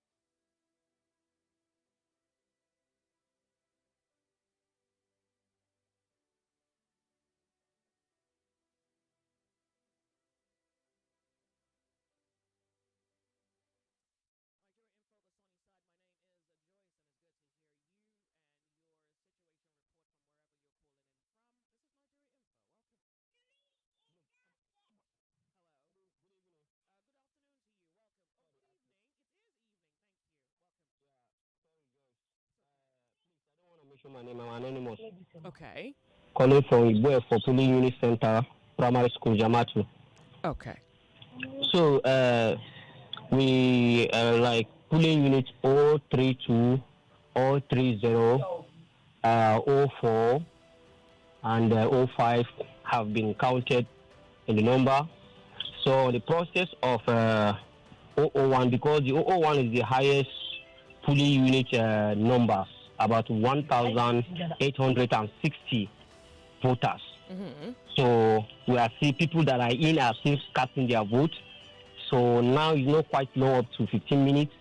Two thugs entered with their face mask, and then they scatter people everywhere. And meanwhile, there are policemen there without tear gas, talk less more of guns.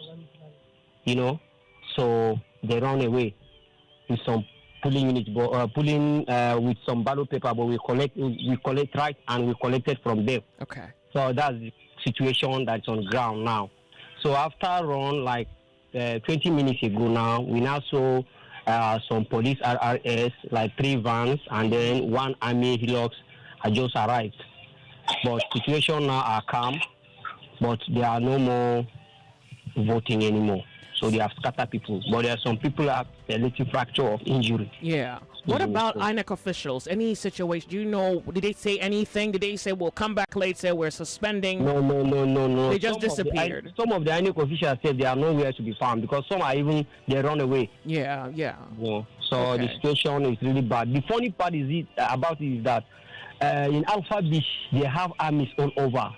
They have done their vote peacefully, but in Igbo for here, whereby is the center of this Etiosa. Yeah. There is no single army in this Igbo for. Talk less of we have police, but they don't have a gun.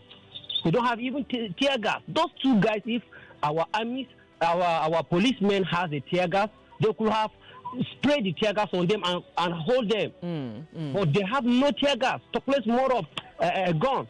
So seriously, I don't know. It's very heartbreaking. I'm really tired. But I do appreciate your feedback. Thank you very much for calling in. Thank you. You're welcome. Nigeria Info, the sunny side. No, it's not. Well, maybe it's actually the sunny. At this point, let's just say it's the sunny side because, well, there's something to look forward to. We're looking forward to election results. But I honestly must admit that I'm particularly disappointed at some of the feedback coming into our studios.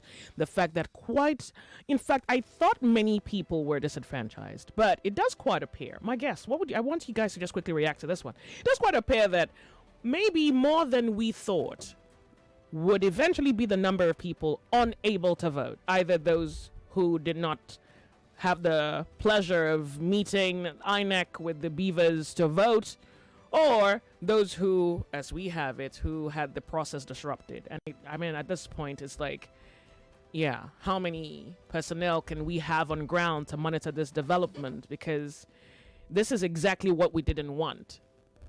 And I think this is probably the reason why INEC thought going electronic. Let's adopt technology and make this an electronical system so that the means to manipulate or interrupt the process is probably limited.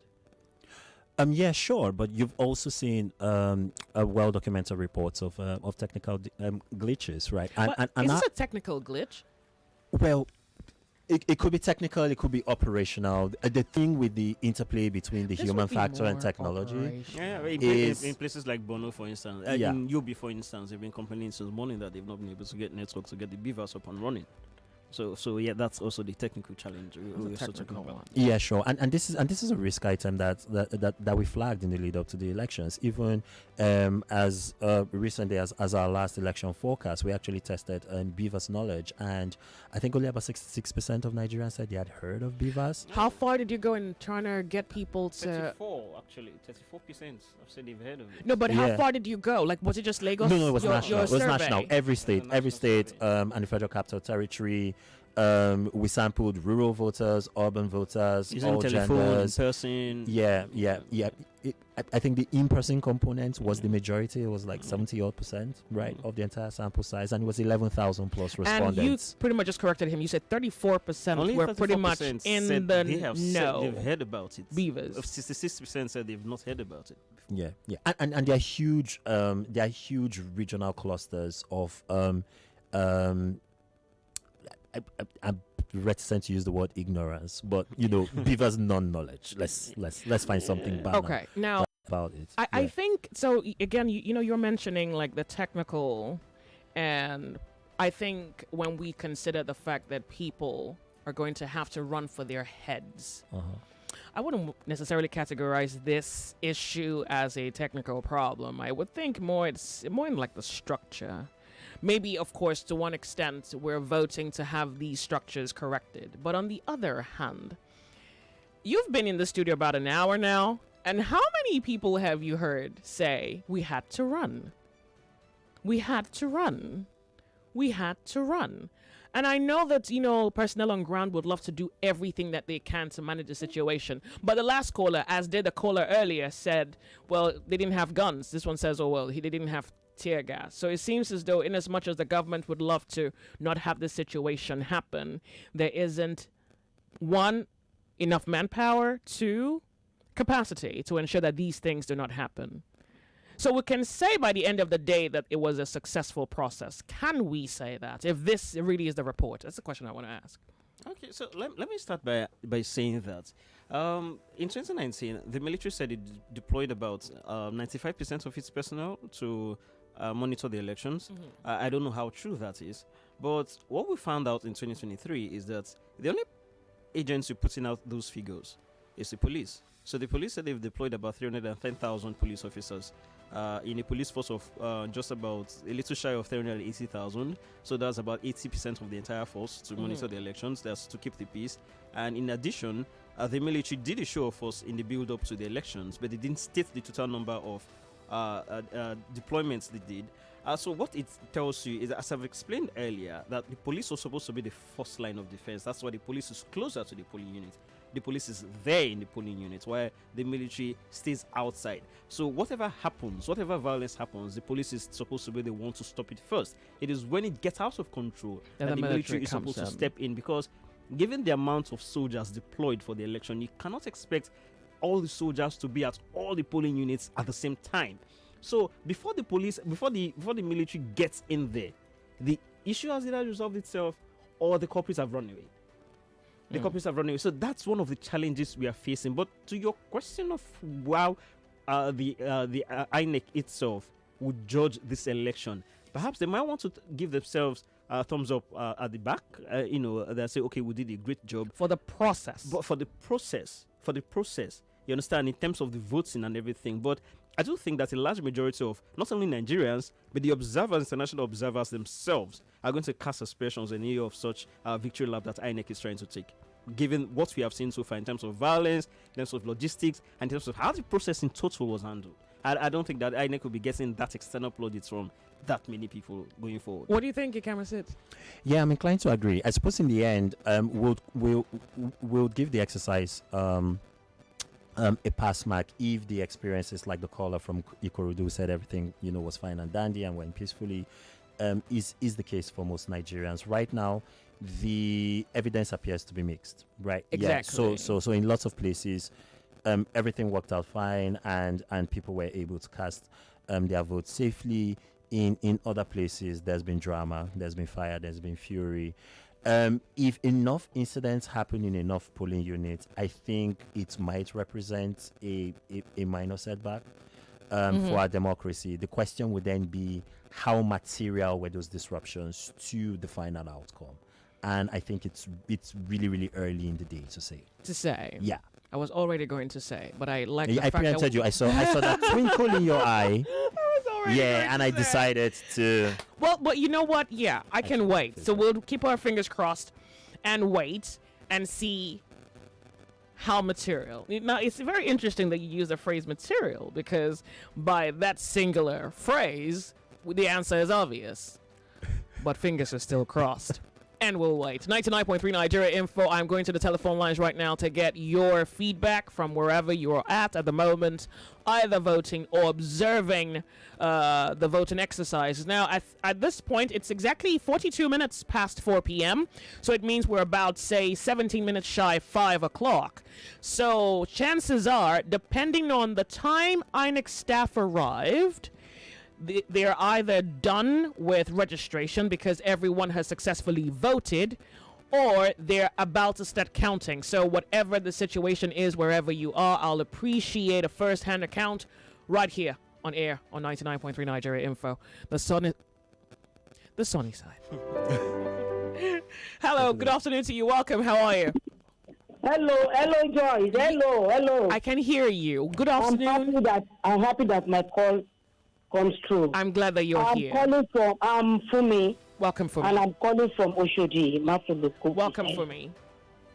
Early this morning, our voting process was smooth.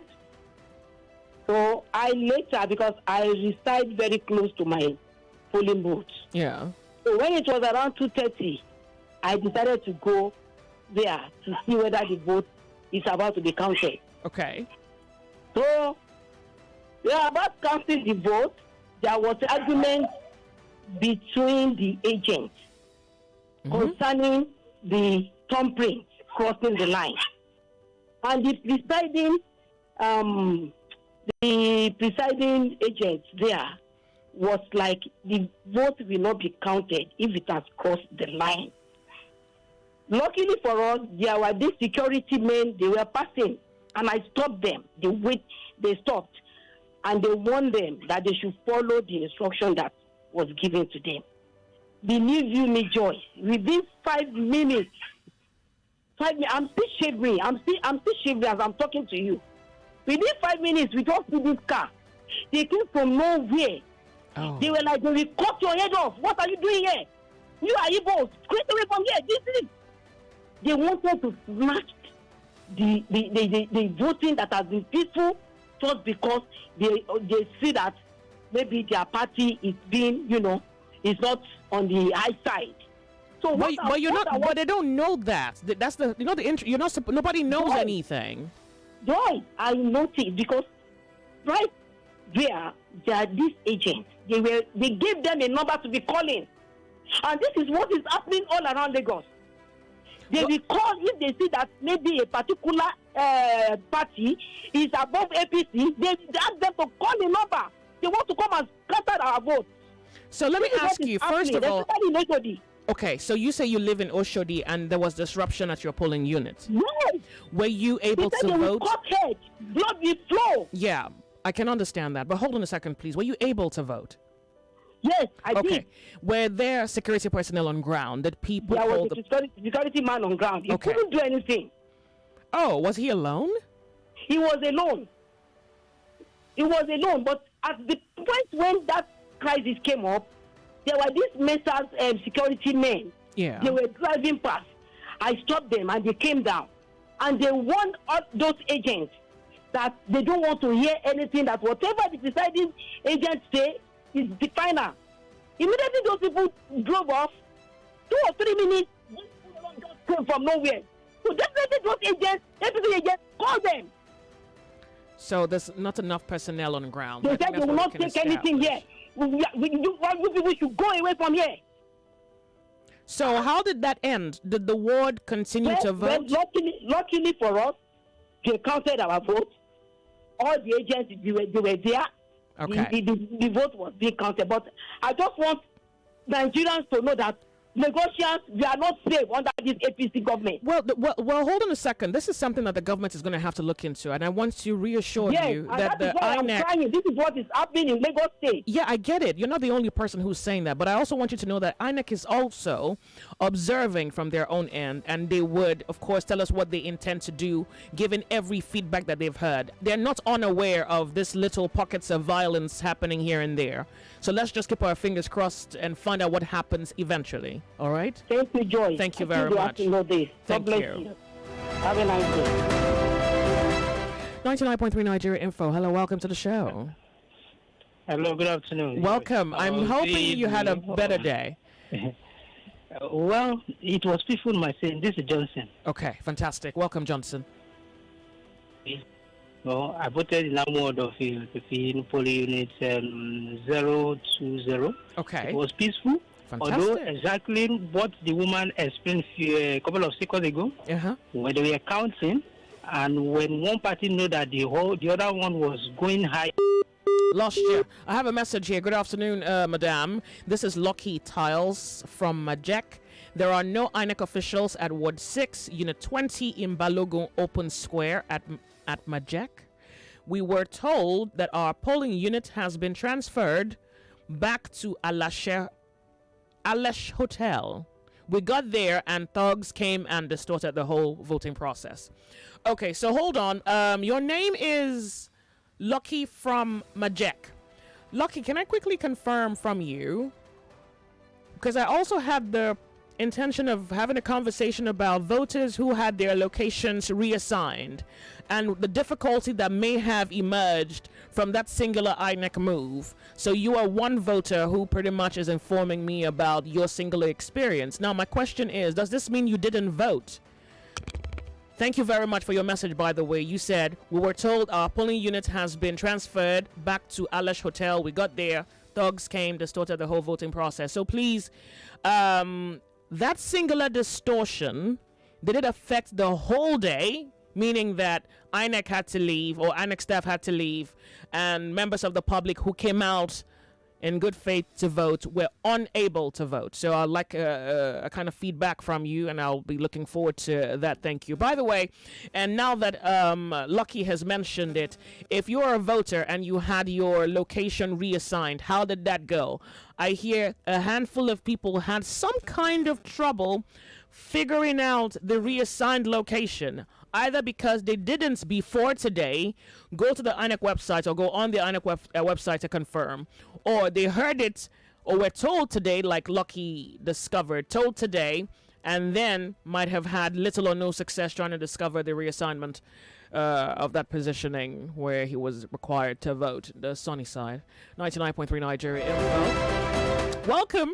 So, sunny because we're hoping that when the results come out, all Nigerians with good cheer accept the outcomes. Hello. Welcome. Okay.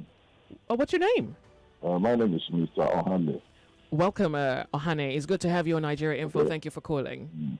Because I want to give you the situation report. Where are you calling from? I am calling from Abulega. Okay. From my understanding, or from what I have noticed so far, INEC and the security agents are failing in their duties. Because in Lagos, there are areas they need to be a flashpoint. Why not engage your people? Why not put your people in these flashpoints? They know. And they try to flag it and make everybody to look like a fool. It's not good. If they don't want Nigeria to be one, let this country disintegrate, so that if we cannot do it rightly, then let the country disintegrate and everybody goes. Okay, because so this is not the way to do things now. Yeah, I understand. They know. The law enforcement agency, they know. That is why state police, Nigeria is not due for state police. If we can have a central police and everybody is behaving this way. Okay, hold on a second. Pardon me. I hate to interrupt you. I'm about to connect to INEC right now. The INEC boss is on air, about to begin his broadcast. If you would call me back. Let him know what is happening. Thank you very much. Thank you. Let him know. The report is they are failing. Thank you. Open your mouth and tell him. Thank you. So they are failing. If you can talk to him. All right. They are failing. I have heard you. God knows I have.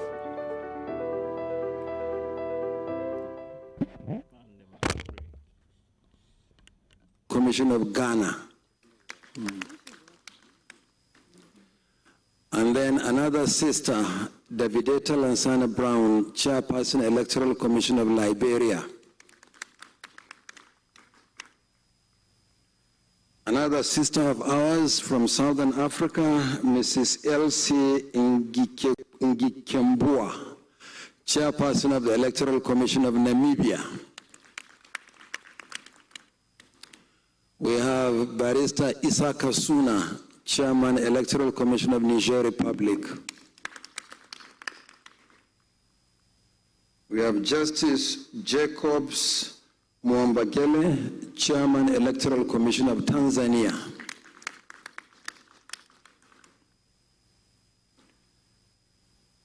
And then my good friend, Mohamed Kone, Chairman, Electoral Commission of Sierra Leone. And there are other officials of other electoral commissions. So, ladies and gentlemen, you are welcome to the second briefing of the day. Our intention at this briefing is essentially to give you an update. Some questions were asked in the morning. We said we will provide update. The first one is the attack in Goza. Goza is in Borno State. And I want to report that the military has confirmed that it was an 81 millimeter mortar attack on two facilities, including a filling station near INEC office, but no damage to INEC facilities and no casualties. Some people were injured and they're in hospital. We wish them a speedy recovery, but no destruction of INEC facilities and no disruption of the electoral process. So that is the update on Goza. And are calling Group B the Group of Death, as they beg to differ Tournament of Champions. Hamid Olaronwaju is a finalist and has only been beaten by champions. He wants revenge against Anvita Kaushik and Esther Bewaji, but first he must make it out of this group. Redemption is also calling for Ramadan Oladipo, the people's champion, beaten in a controversial semi-final. He's here to prove that maybe he should have been in this group as an actual champion. But that title belongs to Ruth Okorocha. She beat the debater who beat Ramadan. Can she beat him too? Find out this March at the I Beg to Differ Tournament of Champions on 99.3 Nigeria Info and Wazobia Max TV.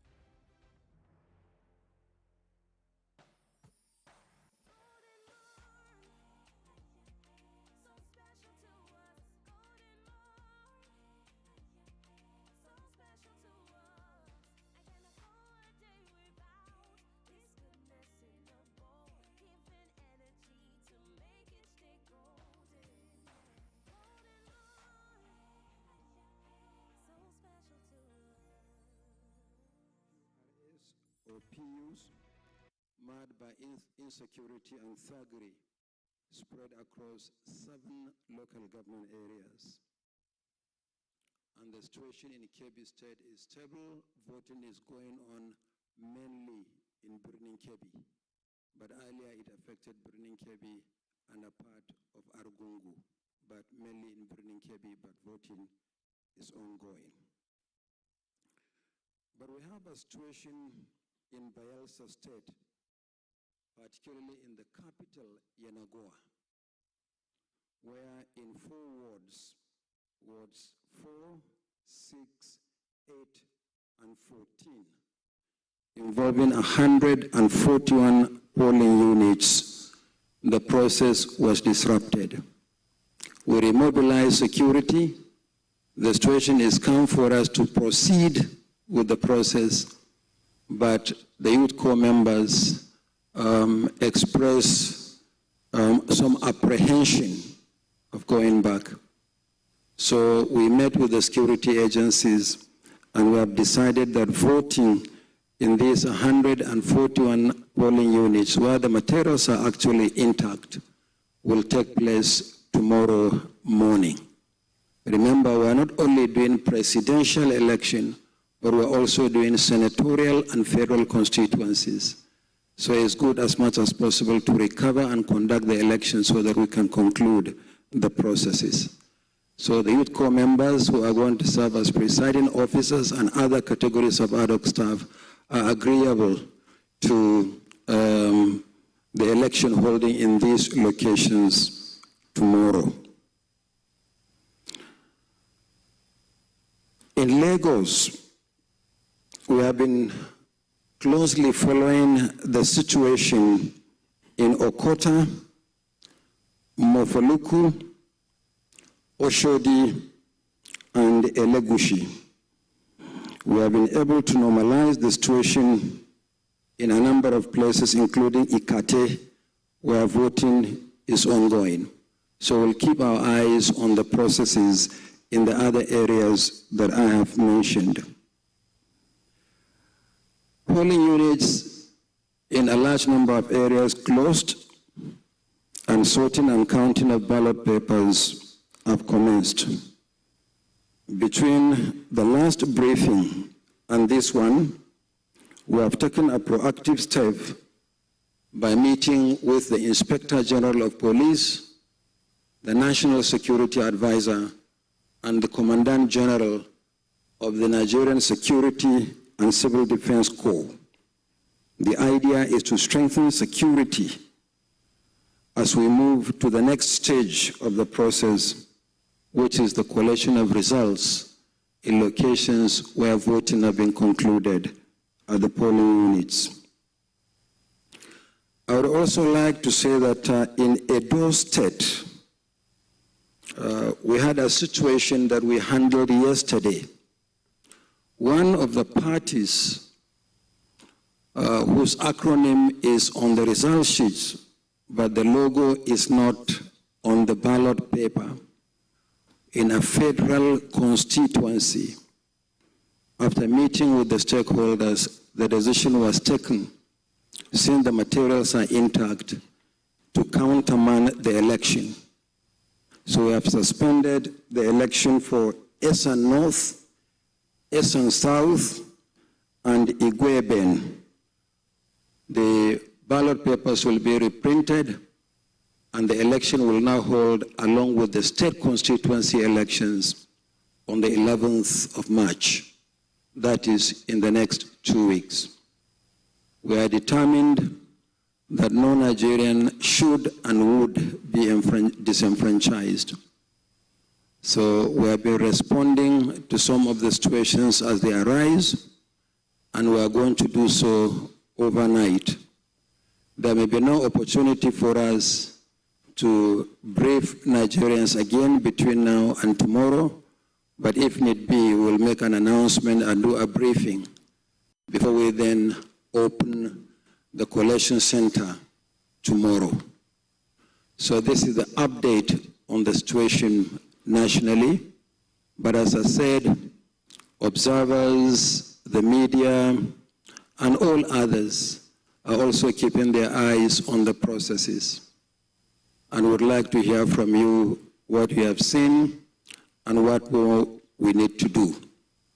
In my earlier briefing, I said that the technology actually optimally performed, generally speaking. We're really happy nationwide. This is the first deployment in a major national election, and the technology has given a good account of itself. Yes, we have lost ballot boxes here and there, but it appears that the target of thuggery is now the bimodal voter accreditation system, the BVAS. But we will continue to protect the process, and will continue to proceed courageously to ensure that we conclude this in a very free, fair, and credible manner. We are willing to listen to your comments and take suggestions and observations. But as I said, we are in the middle of the election, so we'll take a maximum of 3 interventions, because we have to go back to the situation room and to continue to monitor the situation. Thank you very much.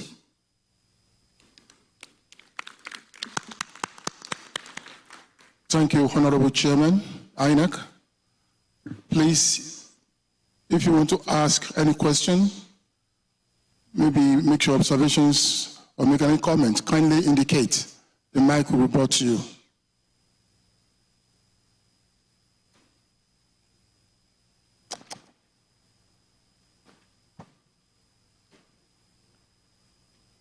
Good evening, Chairman. My name is Harry Awurumibe. I report for Prompt News, online newspapers.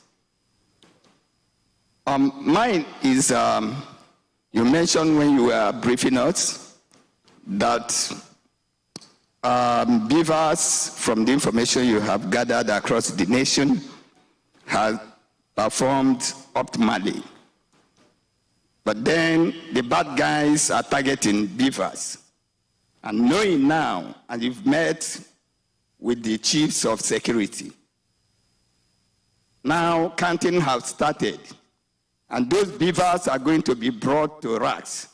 And the bad guys, especially in Lagos, and I'm from Imo State, Okigwe in particular, Olo, Osu, they're gonna target the beavers and hijack them. What are you doing about that? Good evening, the chairman. Good evening, colleagues. I am Princess Ekwi Ajide of the Anambra Broadcasting Service. Sir, I want to know what will happen to the results that will emanate from Urokwe Primary School and Umuezilebo Hall or Zobolo, where the ad hoc workers did not come, but voters volunteered and started the work. So incidentally, in some places, they voted, They did the accreditation and waited for some hours before they started voting. So what will be the outcome of the result from that place? Thank you. Good afternoon, Honorable Chairman. My name is Ogochukwu Okurunkwa, and I report for Radio Nigeria. A colleague of mine that went to vote at Tungamaje FCT Health Center polling unit said that out of the 5 polling units, that thugs came and made away ballot boxes belonging to 007 and 014. He now said that the people now mobilized and started beating them before the police came, dispersed the people, and later now went out again with the ballot boxes and the ad hoc staff. So for people that were supposed to vote at 007 and 014, voting ended for them. So she's now asking, will there be another opportunity for them to vote, or is that the end of the voting experience for them? Thank you. Thank you. Please Sorry, just follow up, sir. Honorable Chairman to answer those questions, please. Okay, please. Sorry, I crave your indulgence. I know that there are many, many people who have many good questions to ask and suggestions to make. But we are in the middle of an election, and we have to go back to our situation room. That's why we have limited the interventions to 3. I'm sure there will be another opportunity for us to respond, to hear from Nigerians. After all, in our situation room, we have the ICCC, the INEC Citizens Contact Center, and through our social media handles, you can still contact us live and direct, and we will be able to respond to the issues you have raised. And so many Nigerians have been responding and drawing our attention to situations to which we have in turn also been responding. So I crave your indulgence. I'll respond to these 3 quick interventions, and then we go back to our situation room. The first one is the security of the beavers, particularly now that we are going to the next stage.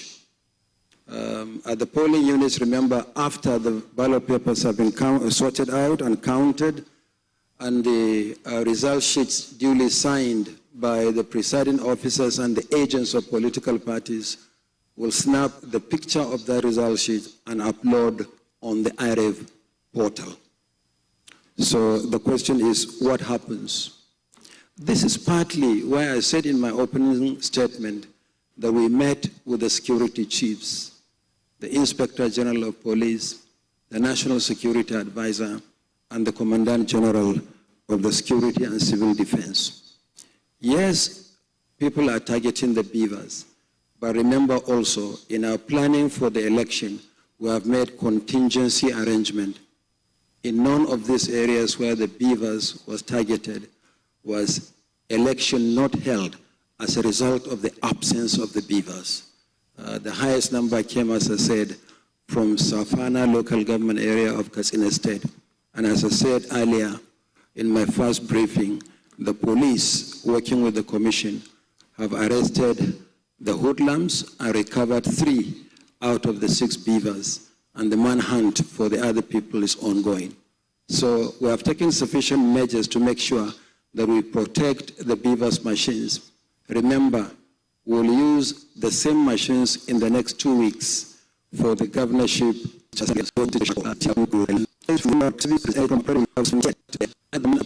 Volunteers. That's why we rely on ad hoc staff or temporary staff.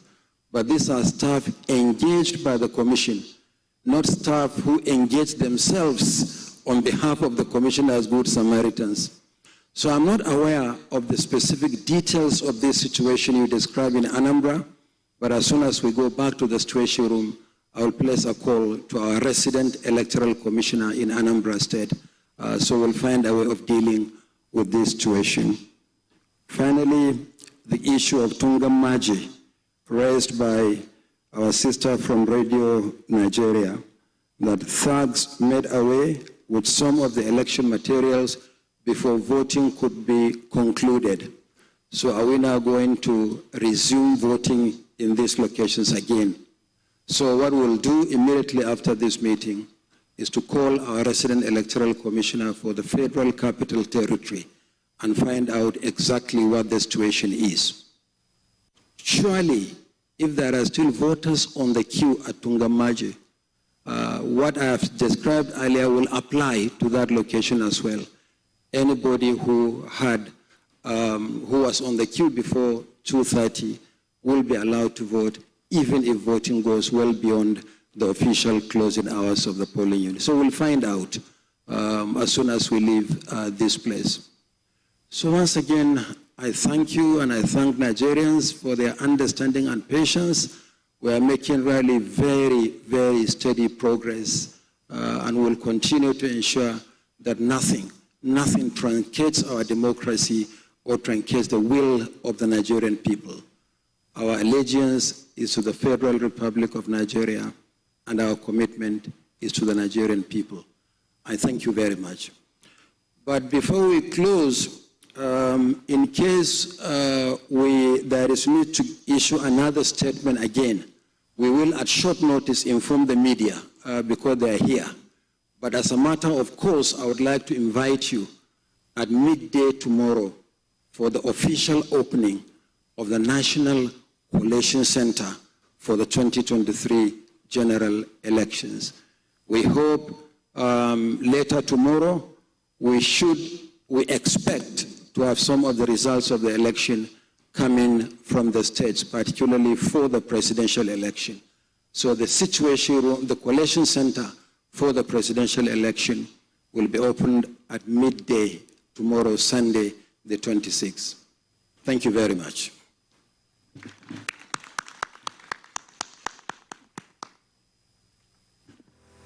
Thank you.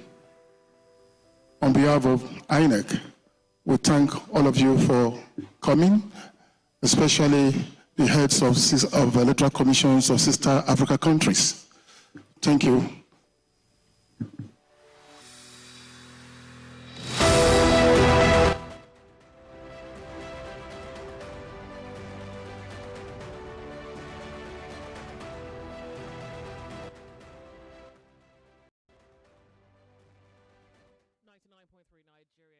A very beautiful good evening to you. It's 12 minutes past 5 on the clock. My name is Joyce, and as you might already be aware, Nigeria Info, of course, is reporting election reports from all across the country, reporting the elections and news surrounding the elections as we find them available. You have just heard the Commission's chairperson, Professor Yakubu, of course, updates not just the public, the press, but also all Nigerians as to what they're working on, where they are in terms of the processes so far, maybe the little victories that have been won, and maybe a rematch.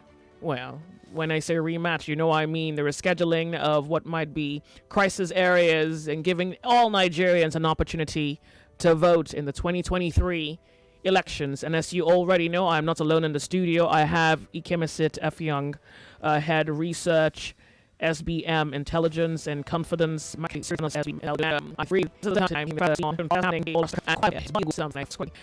body language, so of course in psychology, look at a person's body language and you can sense something. You can sense unspoken word. You can feel what their words are not vocalizing. So when you hear the professor talk about the process so far today, what are you getting? Now, the reason this question is so necessary, particularly for all Nigerians listening, would be if you have heard the questions so far on the show today, it would appear that Nigerians would love to go before the professor and ask these questions themselves. In fact, they have also asked questions that they would love for me to ask on their behalf to the professor. And so I guess that there is something that the body language is saying that would at least appear to be equal answer to those who seek answers to their questions. So let me begin with you, Confidence. What do you feel his body language says? Well, he didn't say much. The entire press conference lasted shorter than or what many people would expect. But I think the important thing is that he addressed the key issue on what is on many people's minds, which is number one, what will happen to those places where voting could not take place because of late INEC arrival or non-appearance at all, and what will happen to those places where violence disrupted the polls, which he has said that we are going to have a reschedule of those polls within 24 hours. That is the highlights of the whole press conference, and it does seem to me that the quick end to the press conference it speaks to the fact that probably the commission's chairman is yet to get his whole facts. Is yet to compile everything as the reports, the stories are still developing, and because in many areas where INEC officials reported very late, I think I did find when he was giving his presser that voting has actually started.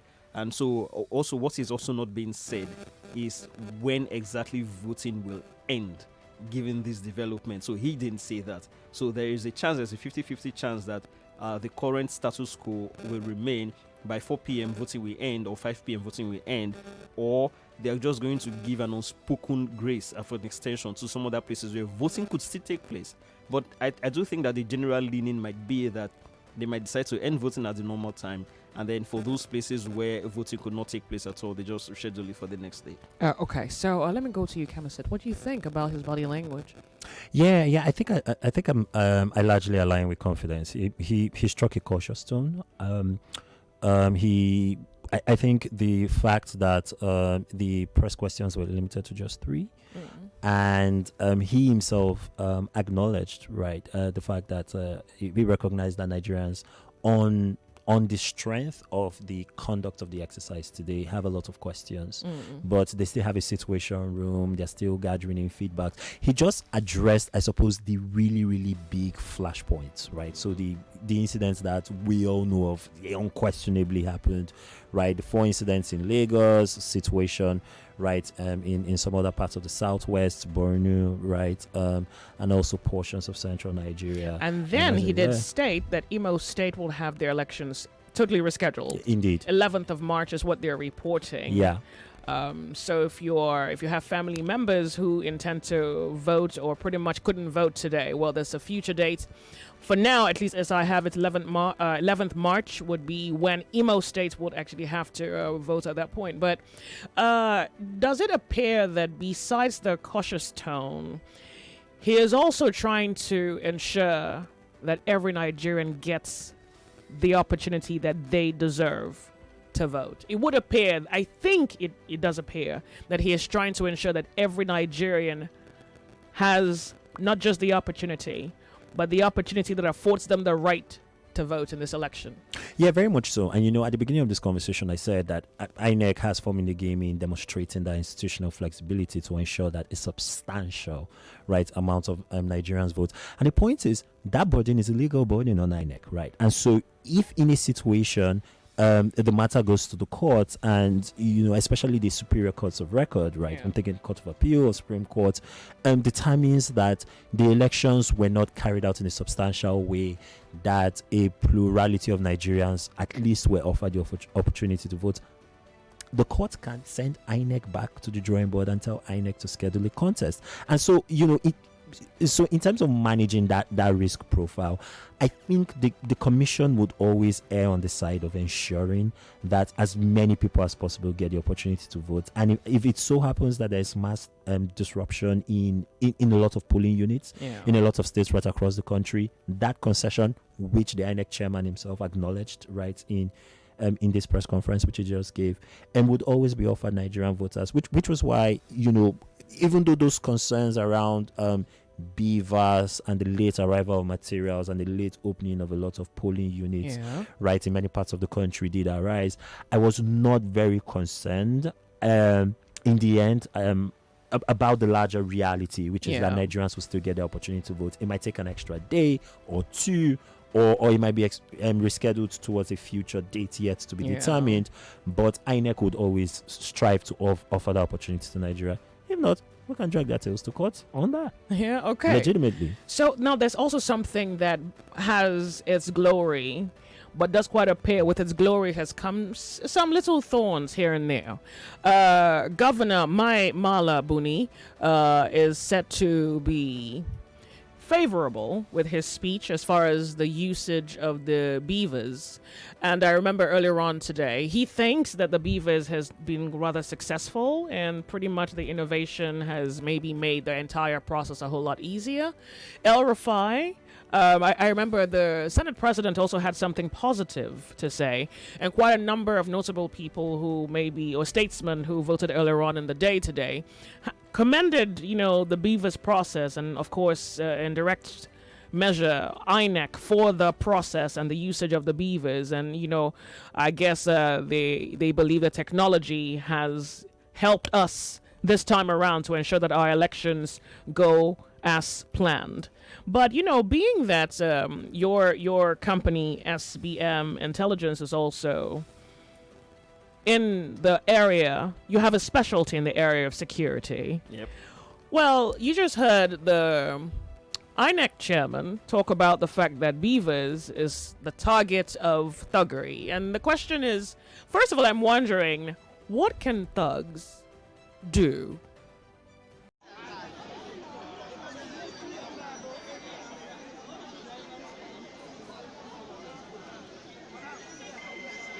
We hear ballot papers, they're taking ballot papers away. That's what we hear. And so some people today have said that, some area boys came and took away the papers. But now if thugs are going to be taking away the machines, you are the security experts here. Should we really, really, really be worried? The tactic is, first of all, to go cause violence in places where you know that your candidate does not have a realistic. So when you do that, you dampen the opponent's turnout. Not only not just your chances, but also the chances of your opponent, right? Yes. So in your own place where you have a realistic chance of winning, of course everything goes fine. But then it seems, So you when you cause trouble in a polling unit by trying to destroy technological materials in the first place, you deny your opponent the chance of leveling up with you. And then secondly, I would like to think, a small part of me thinks that the tactic of destroying beavers is to force INEC to resort to alternative means of voting, which of course could be easily malleable. Yeah, so if you destroy, because the alternative, to be fair, just to interject, the alternatives are manual. Yeah, and it is much more easier to rig than beavers. Good. That was my next question. Yeah. Can they steal these beavers and then go inject some figures in there? People that are discouraged are still here. They are discouraged, but they are waiting. I completely understand your question. In theory, nothing precludes any malign element from doing that. But the thing with the beavers devices is that, one, they are geolocated speakers, right? So can do some, but not too much. Yeah, but you can't do too much. You can't do too much. On the first part. And then secondly, in terms of what you can do, if the beavers device authenticates that you are accredited, it's already clocked in INEC Central Server in Abuja that this particular voter who has this unique identification number that is attached to this specific PVC has voted. You cannot use that biometric fingerprint, as it were, again in the cycle. So that's the game changer, right, about beavers, which is why it automatically solves the issue of overvoting, right? So if you're not multiple voting. So if you're not accredited at all, even though you are registered, beavers automatically clocks in the number of people who have been accredited. Turned totals that's recorded by the returning officer exceeds the number of accredited voters, we already know that foul players occurred. And then they're going to be compelled to cancel. And they're going to be compelled to invalidate the vote totals from that particular polling unit. So take the device, do whatever it is you want to do with it. There are fail-safes and institutional safeguards. That's fantastic. So I think this is a very good comfort, you're providing comfort for the people who are wondering what would happen, particularly in those areas where, as you have heard, ballot papers were taken away. People have called my show today to say, this area, they stole ballot papers. This place, they destroyed this place, they destroyed that. Do you not notice that they destroy more ballot papers than they take away? Have you not noticed it? Well, tell me, I missed it. What do you think about that? Because taking you the can't ballot, do much. Yeah, you just, I mean, the ballot papers are useless. Someone said to me that someone burnt the Yeah. ballot papers. Yeah. So good. Now that you're speaking on this, I got a message here, and the person said that destroy and they just that they scatter took mostly, the ballot papers of people who had already voted and burnt it. Uh-huh. So, in your professional view, how much of that has an implication on the Beavers' outcome? Because I'm thinking, according to the gist, they've already voted, meaning that Beavers has conveyed information to INEC headquarters. In Abuja. Yeah? Yeah. But ballot papers have been burned. If we're working with this weird scenario here. So, as security experts, what do you think happens? I mean, it's okay if you can't quite say for sure, given that you're not even INEC personnel, so you probably might not know the inner workings. But what do you think? To just give an informed guess, I would say That informed guess would wait. Because next is a commercial break, Lagos, and you want to really hear what they have to say when we come back, so don't go anywhere.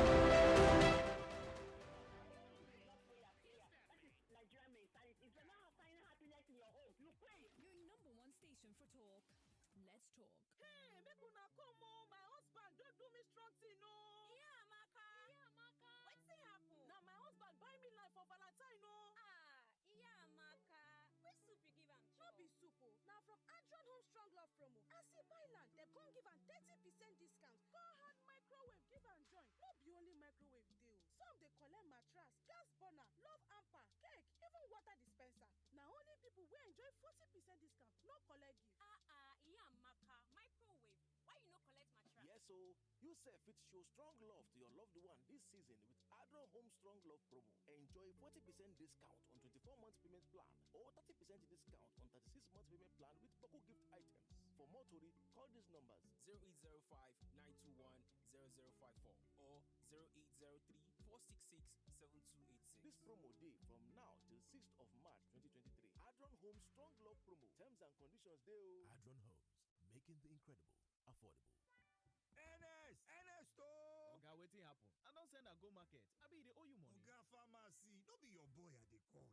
I dey ask for Ernest liver salt, ogbonge medicine wey dey comot any yamayama discomfort for person belle, whether na heartburn, constipation or even indigestion o. Ernest liver salt get lemon, orange and other correct flavors. With Ernest liver salt, belle go dey balance. Oya Oga pharmacy, sama me one make I go enjoy. Ernest liver salt, the ogbonge medicine wey dey make your belle kulele. Rush enter any pharmacy go buy your own now.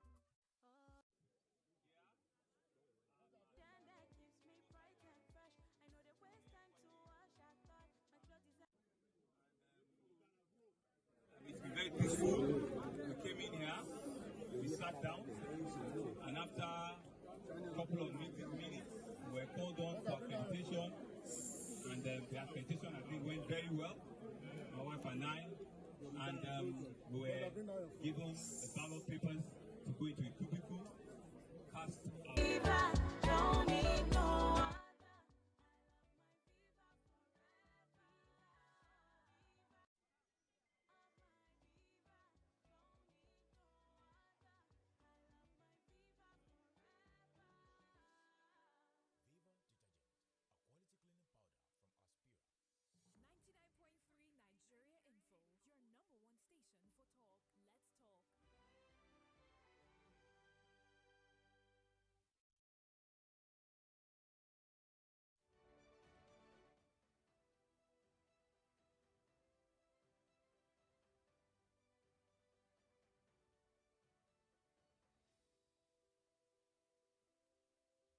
Back. Okay, so sometimes the off-air gist really just gives you insight into the real McCoy. 99.3 Nigeria info. Joyce is having too much fun. Well, I think I am. Okay. I really think I am. It's 5:30 on the clock, and in the studio with me, two gentlemen.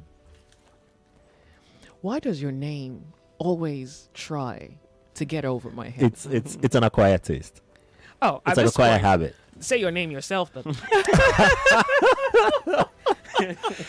Kemesit F. Young, Head of Research at SBM Intelligence. And Confidence Macari, Security Analyst, SBM Intelligence. The beauty about this conversation with you is like you're two young Nigerians, and it's really good to see young, vibrant Nigerians who are somewhere in the nerve of the country. I think it's good to see that emerge. Nigerians who want to be Nigerians so proudly that they try to create ideas that pretty much involve some thugs who came to scatter everywhere.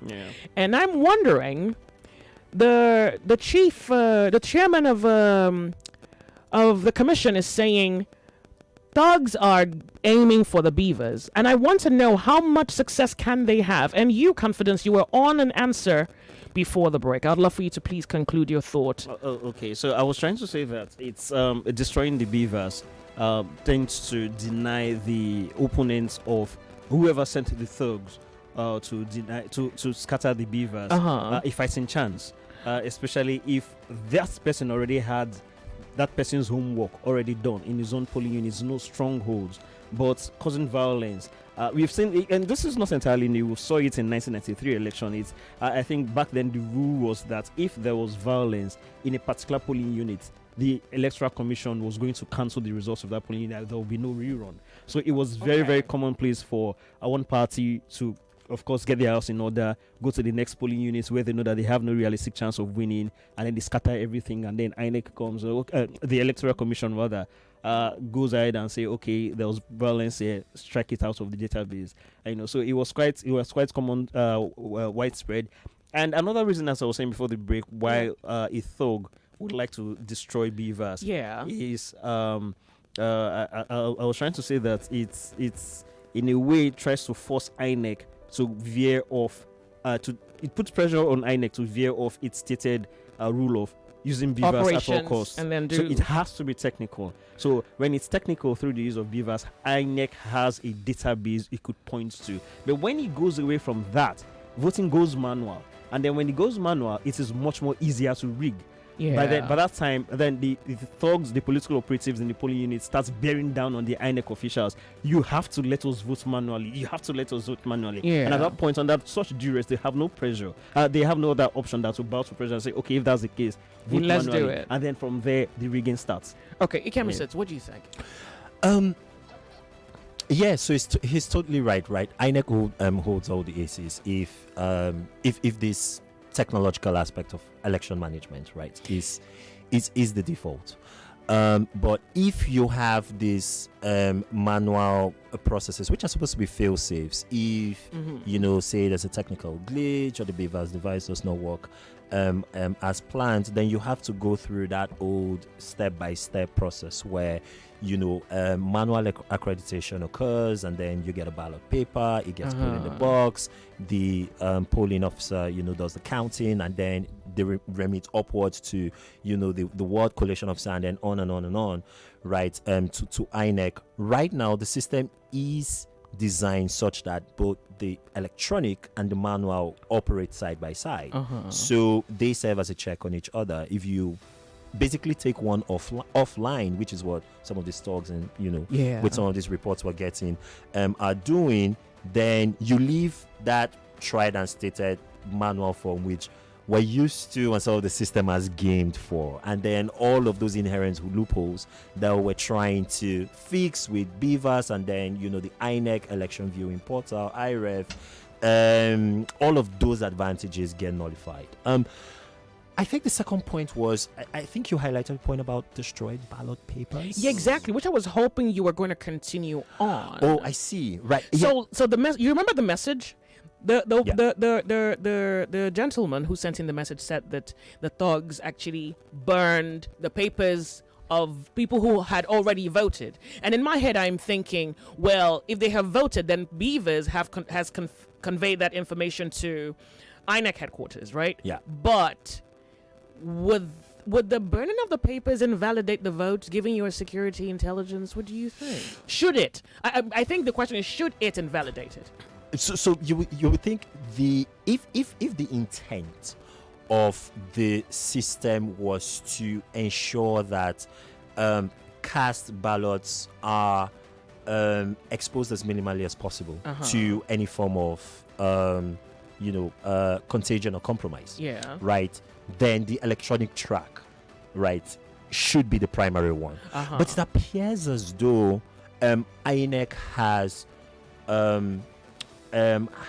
made the electronic form the primary means for accreditation.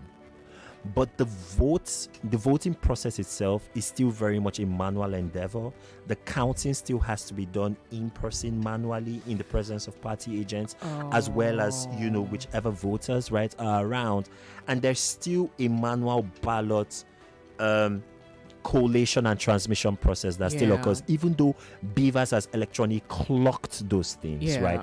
So I suppose what will happen in a destroyed ballot scenario is that, and again, these are some of the things that the INEC chairman himself self-admitted, right, in his 5 p.m. press conference. I was about to say 4:30. Then I remember that it didn't happen at 4:30. But he said in his 5 p.m. press conference that in their situation room, they're trying to figure out. And I would imagine that this concern is one of the concerns that they have. So maybe in a hypothetical situation, what INEC can do, I'm not saying this is what INEC will do. But I'm just saying from my informed perspective and, based on the work that we've done and our understanding of the system, you could have a situation where if we already know the number of accredited voters that are clogged on the Beavers devices in affected polling units that suffer from this kind of ballot destruction, outburst, what INEC can do is organize a supplementary vote and then just ensure that only those who were accredited on election day as contained on the Beavers device are allowed to cast their ballots. That would be a useful fail-safe. It might appear as though, it's sort of like a form of voter suppression. But the point was, we're trying to reward those who showed up on election day and who had already cast their ballots, and their ballots are being validated. So I suppose that would be the right method to pursue.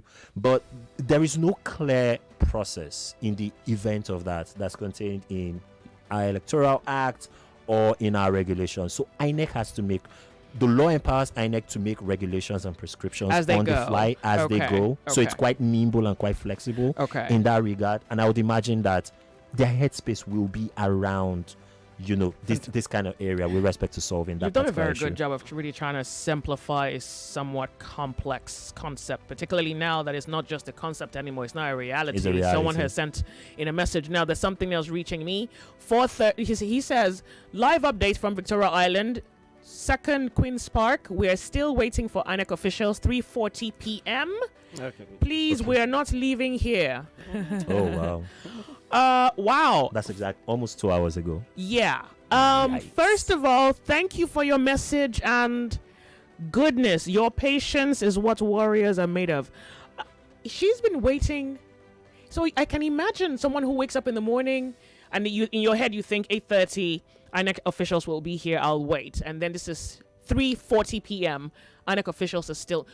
What did the chairman say about some of these locations? I mean, one, he referred to Oshodi, Mafoluku, Elegushi, Ikota, pardon me, Ikate. Yeah. Now, it seems as though these are voting has commenced in some of those places. Yeah, but he's also naming those areas as areas of concerns, and he says that we're aware that there are pockets of violence that have erupted in these areas, and we're looking into it. So here is someone, for example, who is sending me a message from Victoria Island and saying that INEC officials at 3:40 p.m. have not emerged. Does it appear that whether it's an area where people were, due to INEC's negligence or whatever other issue arose in their quarters, affected people, or in the areas where violence disenfranchised people, INEC would be able to properly cater? Do you think INEC can properly cater again for all these people who are not able to vote? It would largely rest with the security agencies. I think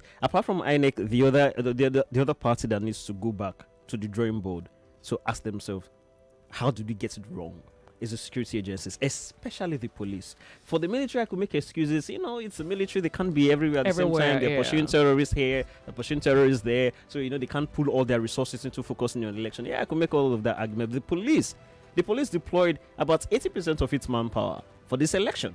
So in some polling, on our way here, we saw a lot of them, patrolling the streets, but that presence is not being felt there. I think if there is any rescheduling of any election that has to be done, I could bet you on it that INEC would not be able to get anything done if security presence is not improved. So what part of the soul searching that the police needs to do is to identify those areas where people on social media have complained that there was police presence there, but it amounted to little to nothing in the violence that ensued. So the police needs to identify those areas and look at those officers that were there, what exactly went wrong. And this is only how a rescheduled election is going to be successful from tomorrow. Yeah. So, but confidence to your point, I think the question presupposes that it wasn't violence that caused the INEC officials not to show up, right? Exactly. They just haven't showed up. They just haven't shown up. Yeah. So in that kind of situation, right? So one of the things that the ROs, the returning officers, are supposed to do is they're supposed to give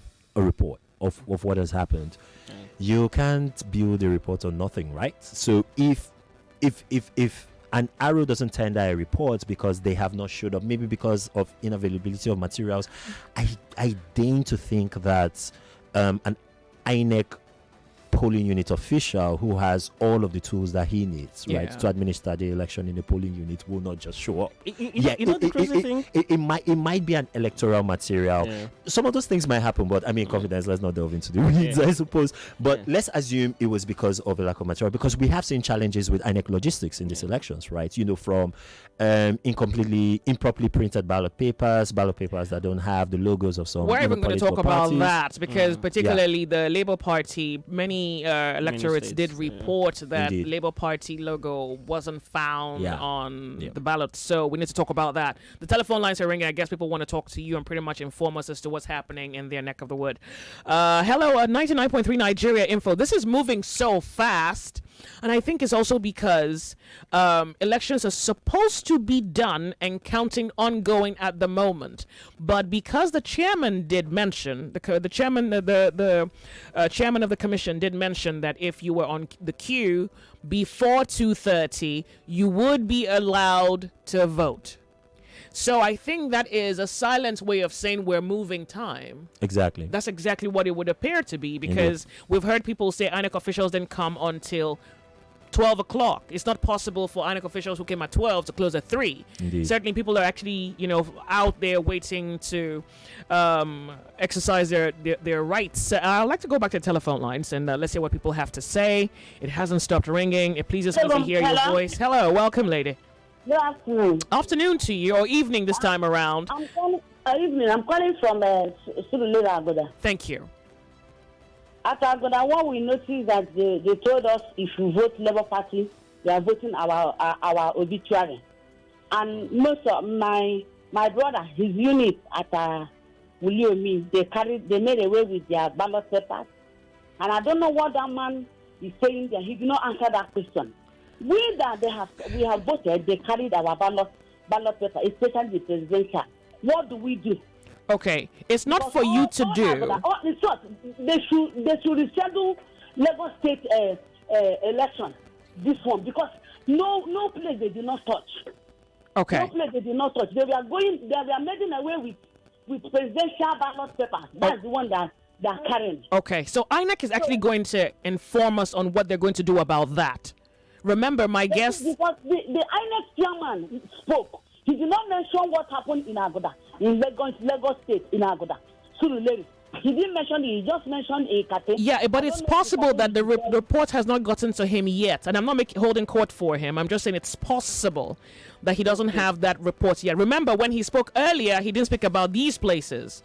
He only spoke about them now at 5 o'clock because reports just reached him. So he says if he's going to be having another communication with the public, he'll inform the media. So let's see whether he's going to talk about it and maybe tell us about... Head officials instruct INEC to reschedule Lagos State. And the army people they station for us, they are not doing their work. They were there, police people were there, they couldn't stop them. I can imagine how... It's more or less that the police people that are working with them. Yeah. Well, I understand how you feel, but remember that INEC is trying to ensure free and fair elections. We're following the development and we'll furnish you with whatever information that we have. Okay. Thank you. Thank you for calling. Nigeria Info. My name is Joyce and I'm not alone. I have guests in the studio. Hello. Welcome. Good afternoon. Good afternoon. Good evening. Welcome. My name is Joyce. What's your name? My name is Amechi. I'm calling from Ikota School. Okay. So, Ethiopia. So there's a kind of woman that came there when we were voting. So when Chama Chukwuka came, so she was the one that contacted the mobile. So before they came, the hoodlum have already run away with our ballot box. Had you guys? Had you had voted then? I have voted then. Yes, we have already voted before they came. Wow. Exactly. So I don't know what are they going to do about it. I don't know whether our vote have already counted or they are going to cancel the polling zone. Let's follow up with INEC. We'll inform you with whatever developing story emerges from this particular situation. Okay, no problem. Even as I'm talking to you, they are still there. And they are still coming, many of them. You mean people voting, people who want to vote? Yes, they even told us. They even told some of us there, have you voted? If you want to vote, go and vote your choice. Let those who don't, let them come. If they have power, let them come. So they say everybody should go there and should go free and vote. You should not be panicked. Okay. Thank you very much for that feedback. I do appreciate. Thank you. Thank you. Yeah. We must admit that this is a serious concern. Quite a number of people are reporting that their ballot papers were snatched and taken away into the wild. And so they want to know what they must do. And I have said, you're not INEC staffs. I think you can only give me your feedback from a security point of view. Yeah. And INEC would have to at least make another feature on television and tell the people what must happen or what would happen with their votes. In my head, I think it should count. If you have voted and Beavers has conveyed that particular... Because, I mean, what and Beavers Beavers has logged it. Exactly. That is a conduit. That is really what I think INEC would be looking at. Yeah. Beavers. Precisely. Yeah. That's what they would be looking at. Yeah, INEC could be looking at Beavers. In fact, that was also why I asked you, can those who steal the Beavers do something with to it? Because, can they compromise the logs? Because that's exactly what I think INEC is looking at. Our understanding of the security architecture of the devices is that it can't. Okay. You can't tamper, you can't manually, or there are no inputs within the devices that can make you manipulate or alter, right? The vote tallies. We've gotten some reports that in some polling units here in Lagos, the BVASs have clocked the accredited voters and vote totals. But some of the results are not maybe for connection issues or thereabouts, they haven't been able to transmit those logs to INEC Central Server in Abuja. That's another risk item. But again, the device is designed to locally store those vote totals. And so typically what should happen is that at the end of the day, after all work is done, right, at the polling unit, ideally, the polling unit officer should either manually, if the device hasn't automatically transmitted results, because it's designed to manually transmit results at regular intervals. Okay. Yeah, but the polling unit officer is also supposed to do a check to ensure that all the results have been transmitted. And then if that hasn't happened, it's supposed to, there's a manual override through which the polling officer this is a hot spot on the head of INEC at this point. Yeah, it because is. With all these pockets of heat and conflict in different areas of town, and people practically reporting about the same thing, saying, well, they snatched the ballot boxes, then I guess INEC, that's the thing. We don't know exactly what they're going to do. Precisely. And we did a BVAS report last year. We did a PVC report towards the end of last year. Yeah. And in our election forecast report from earlier this month, we highlighted the fact that not a lot of public education has gone into the functionality and the usage of BVAS. And so you are going to have a situation where Nigerians were going to find out on election day how it quite works. a number of interesting things about beavers, and that's exactly what we're seeing right now. And it's sad, but like you said, this isn't the dress rehearsal. This is the show. This is the show. So INEC needs to be back on television, I must say. So I'm going to go back to the telephone lines. It hasn't stopped ringing. My belief is people really want to report what's happening. Good afternoon. Hello, Joyce. Good evening. Good evening, ladies. Good to have you. Thank you for calling me. Turn the volume of your radio set. I'll appreciate that. My name is Ngozi. I'm calling you from Isheri Oshunda, Zalim local government. Great, thank you. In fact, I'm really not happy about the general outcome of this election. Why? My polling unit started out very well. We have 3 polling centers in a primary school. Okay. The other 2 finished them, but there is this particular one that have over 500 registered voters. The turnout of voters in this particular unit is huge. We started, and the INEC came quite late. They started voting around 2 p.m. They came in around 1. By the time they would set up, they kicked off around 2. As I speak to you now, some boys appeared from nowhere, some APC boys, because one of them happens to be a former House of Rep member that, according to them, they said he contested one time before now. And the guy came in there with some group of boys, scattered the whole place, and asked the INEC officials to stop voting. Whereas there are over 200 or close to 300 people lining up that have not voted. I went to them, I said, these guys came in by 2. You cannot order them to stop when these people, half of the people in this polling unit have not voted. They said they must go. And their anger is probably because these 2 other centers have now announced their result. And probably the outcome is not too good for them. Okay, I went out now. This polling unit is just 2 meters to a police station, Joyce. And when this thing was happening, a particular journalist there that was videoing the thing, they mopped up on this guy and started beating him. I went to the police guys. As I was talking, a van brought in policemen, over 15 of them. And I went to them, I pointed, I said, why are they beating these guys? And you people are keeping quiet sitting here. The man said I shouldn't disturb him. I'm talking of policemen, and some of them I can identify properly well. What is all this nonsense all about? Okay. The policemen are compromised. Okay. They are compromised, and I have to drive all the way to estate to go and look for military men around. And I'm going back now and I couldn't find any presence of military around. Okay, thank you very much for calling in. This is something I know that we can do. The INEC official has to make a report, and so they also have to state in their... guys may not be able, because the way these guys are influencing them there, I've already told them the only way to do this is to tag INEC and send that polling unit. Exactly. They let them cancel the vote, because there is no vote as far as I'm concerned. I came there 6 a.m. this morning. I was there till now as I speak to you. Okay, so this is, well, thank you very much. And the INEC official has to make a report that there was a situation that interrupted the voting process, and as such, it needs to be rescheduled. Because that's exactly what must happen if people have been disenfranchised so far. With the way these guys, would they allow them to do such a report? They are all over. I wish the video I even have, you can see how they rallied around this guy. The guy is even confused. Wow. Well, that's the only thing. He's so confused. He's so terrified. Well, that's the only thing he can do, report back to his boss or his line manager. That's the only thing he can do. It's the only thing I can actually ask him to do. It's the only way the information is going to get to INEC. It's the only way INEC is going to come in and try to rectify the situation. The only way is to report it. So please get the INEC staff to report the situation back to INEC so that INEC can do exactly what they must do so that Nigerians can exercise their rights to vote who they want as president. Yeah? I guess.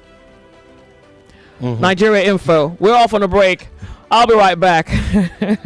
You can just feel how difficult this is for Nigerians, particularly Nigerians who have been Nigerians who have been waiting for this election, Nigerians who desperately need a new Nigeria, and Nigerians who can't wait to voting their choice. So what is going to happen is we'll go off on a break, and I guess we'll have a few more minutes to talk about this when we return. We're Nigeria Info.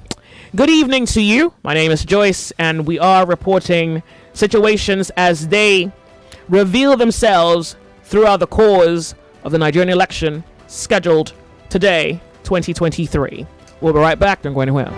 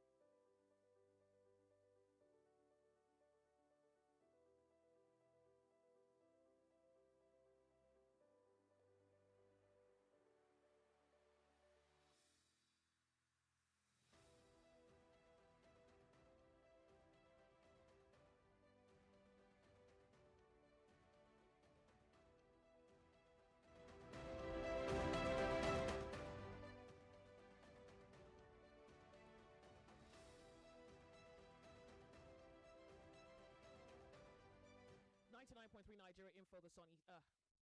You know what? It is sunny, regardless. It is sunny. So I cannot read all the messages. So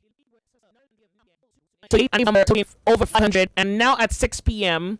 you have about 200 people left to vote. Exactly. So my guess is, at least according to INEC, if you were out there to vote before 2 p.m., you will be allowed to vote. I guess this is not necessarily in straightforward terms. INEC has to allow people vote regardless of the time. So as long as you're out there and INEC came late, you are allowed to vote. Final thoughts, my guest. Confidence? What in a summary of what we've said so far, there are some areas that INEC have not called, especially with regards to Surulere. I do think that they think that they have Surulere under control. Okay. That's why they didn't call it. But for the other places where the INEC chairman called, it seems fairly like, okay, we have to do something about it. So I do think that we have to wait until tomorrow to see whatever they do about their lateness and whatever happens with the overviolence. Okay. Lots of direction that INEC needs to provide Nigerian voters. I think that you see a healthy amount of voting in Lagos and a couple of other states, right across the country, because of all of the disruptions we've seen. Okay. And just for everyone out there, be patient. There are fail-safes, there are processes, there are backup processes, and INEC is committed to getting as many people as possible to cast their ballots. So let's give it a chance. Look, you gentlemen have been wonderful, and thank you very much for your time. Lagos, Nigeria, I'll see you tomorrow morning, 9 a.m. I'm back here covering this election process, and hopefully the tales tomorrow are a lot better than the nightmares we've shared today. But be of good faith. It's still a moving story. Chances are the best will come. My name is Joyce. We're 99.3. This is Nigeria Info. Every